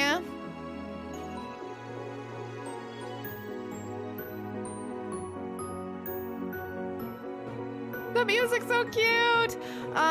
Knowing him May, I probably have two. I have two paper cuts on my right hand right now. I noticed them earlier today when I put hand sanitizer on. I was like, ah! It's the worst when you realize you have a paper cut because you used hand sanitizer. It's like, ah! Spotting one close by, you approached it with assassin-like stealth, crouching down to make yourself seem less of a threat. Slowly dragging one foot in front of the other, you crept up towards it, arms outstretched. You closed your hands around the little glowing orb, careful not to crush it. The firefly landed on your palm, almost docile, and you stared down at your prize in delight. Its tiny legs tickled your skin, and you giggled at the sensation. Cove kept up with his own target, but when he tried to grab it, his pink cast waved awkwardly through the air, foiling his efforts to clap his hands around the firefly. Cove watched it vanish into thin air with a dissatisfied expression on his face. We'll encourage him. You'll get the next one! Did you catch one? You nodded, and Cove gave up his hunt for the moment, coming closer and peering at the insect still crawling across your palm. You held out your hand, and he leaned closer, eyes widening a tad behind his glasses. Our life is beginning! We're catching fireflies! Okay. Cove remained hypnotized by the little bug as he inched his hand closer to yours. Ultimately, he settled his fingers lightly over top of the ones you were holding open. It tingled. You stayed very still. The last thing you wanted was to accidentally scare the shiny treasure off. Oh, that's why I asked me about the rubber band, or not rubber band, what the fuck? Band-aids. Oh my god. My brain must be mush. God. The firefly, noticing the new connection, crawled up onto Cove's hand. He quietly gasped. It worked. Yeah, you got one. Cove's lips turned up in a slow smile, and his eyes shined brighter than the bug. Thanks, Minty. With a laugh, he gave the palm of your hand a friendly smack before performing an awkward low five. Turn up. Startled by the extreme movement, the tiny light disappeared before you could even blink. Your firefly was gone. Sorry. Oh, it's okay. It's fine. It's not that big a deal, damn. That's okay. I couldn't keep it forever. You're right. Bugs have to stay outside. Let's get another. Let's collect more. We can work together. His face broke out into a wide grin. We'll get a bunch. With renewed vigor, you ran out into the hill. You're not sure how much time passed while you were in the thick of it. All you could focus on was the adventure at hand. No critter was safe from your grasp. At first you tried to keep a tally of how many you had caught, but once the number grew higher than 10, you had no more fingers left to count with. You were having the time of your life, racing up and down the hill with the crash of the ocean and the sound of everyone's laughter echoing in the background. Minty, this way! You followed the sound of Cove's voice to the top of the hill, watching as he stretched his arms in front of him, reaching with his fingers and only narrowly missing his target. Cove and you took turns trying to scare fireflies in the direction of the other. You showed him some techniques that you had learned, like how to cup your hands correctly, and he listened attentively before trying for himself. There were a few times when you almost ran into each other, giggling as you dove to the side at the last moment. Luckily, disaster was avoided each time. It was an overall huge success, with the both of you catching multiple fireflies each. Eventually, the fireflies began to thin out and your energy started to lapse. You decided it was time to call off the hunt. Cove didn't complain. He breathed in heavily and his face seemed really flushed. That was fun. A lot of fun. You smiled at him broadly, happy that he enjoyed the activity. Yeah, it was. Come on! Minty, Cove! Get up here! We're gonna have a race! The shouting caught you off guard. It had been quite a while since you heard from Lizzie or Shiloh. You glanced over to see them both standing on top of the hill again, Lizzie beckoning you with quick hand gestures. If she was like that, you knew there wasn't much room for disagreement.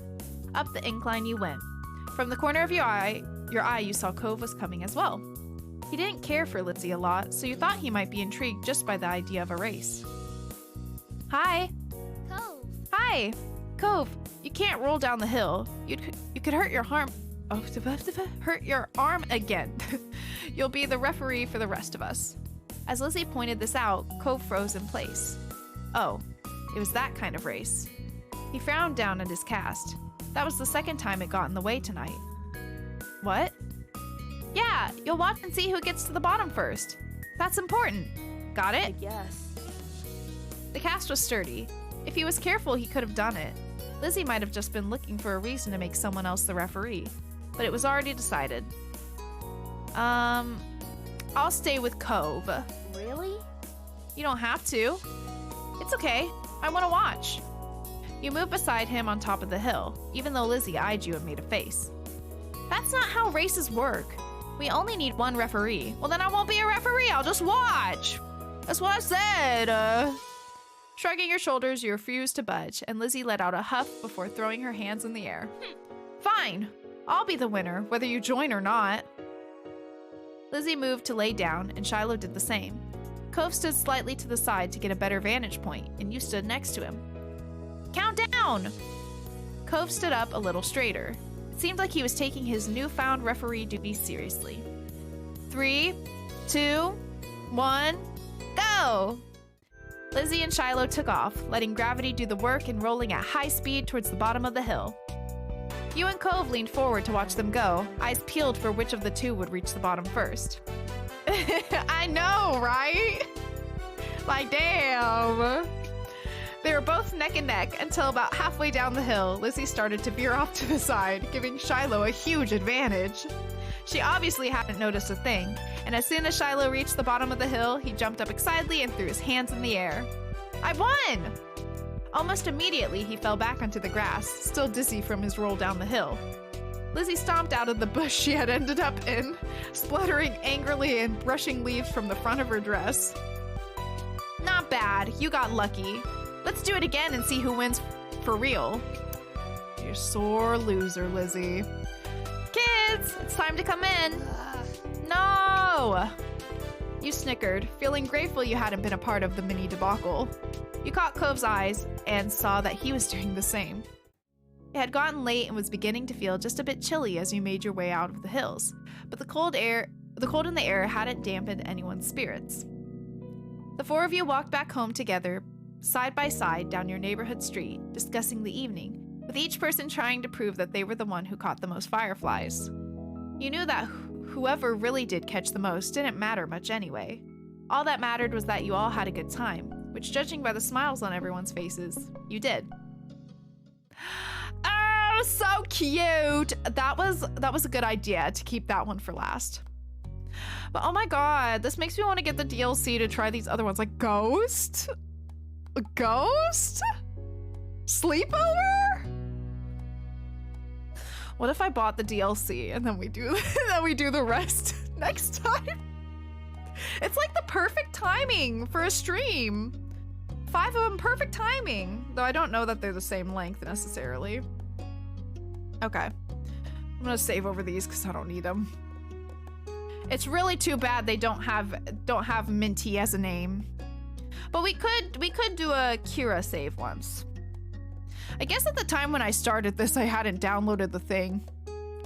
Because that was like the only one. Okay, anyway, alright, I think we're gonna wrap up here, you guys. But this game is so cute. Oh my goodness. I really enjoyed it so far. The story is really adorable. And I'm excited to see like the progression with like them growing up and stuff. And I wonder if because it sounded like he was only going to be there for the summer, but then I don't know if that really ends up being true. I don't know. We'll see. But yeah, I hope you guys enjoyed the stream. This is like a really cute and relaxing game. I'll try to like keep up with it because it only has 4 stages and we just did the full first one if we don't do the DLC. So we could get it done in 3 more streams, you feel me? I mean, come on now. But yeah, it was really fun and felt very on theme for Valentine's Day. I'm glad you enjoyed Jaguar. But yeah, I think I'm gonna wrap up here, you guys. I hope you enjoyed the stream. Thank you so much to everyone who raided today. Ferrari, I think Tawana's gone, but thank you, Tawana. Thank you for the raids. And yeah, I hope you guys have a good night. Hope you had a good day today. Have yourself a little chocolate, something sweet, something delicious, whatever it may be. Treat yourself. And make sure to get some good sleep tonight, all right, y'all? Make sure to hydrate, make sure to eat if you haven't already. And make sure to do something that will make you smile before bed, all right? And also, always remember, you are loved and worthy of love, all right, babes? Never forget that, okay? And, yeah. Do something that'll make you smile before bed. And I'll see y'all on Thursday for some American Truck Sim. Let's go. If you want to see me crash into cars and deliver ice cream, you know where to be. We're going to be doing it on Thursday, so I'll see y'all then. Thank you, Ferrari. I hope you guys have a good night. I'll see y'all very, very, very, very soon in the next one. All right. Bye-bye.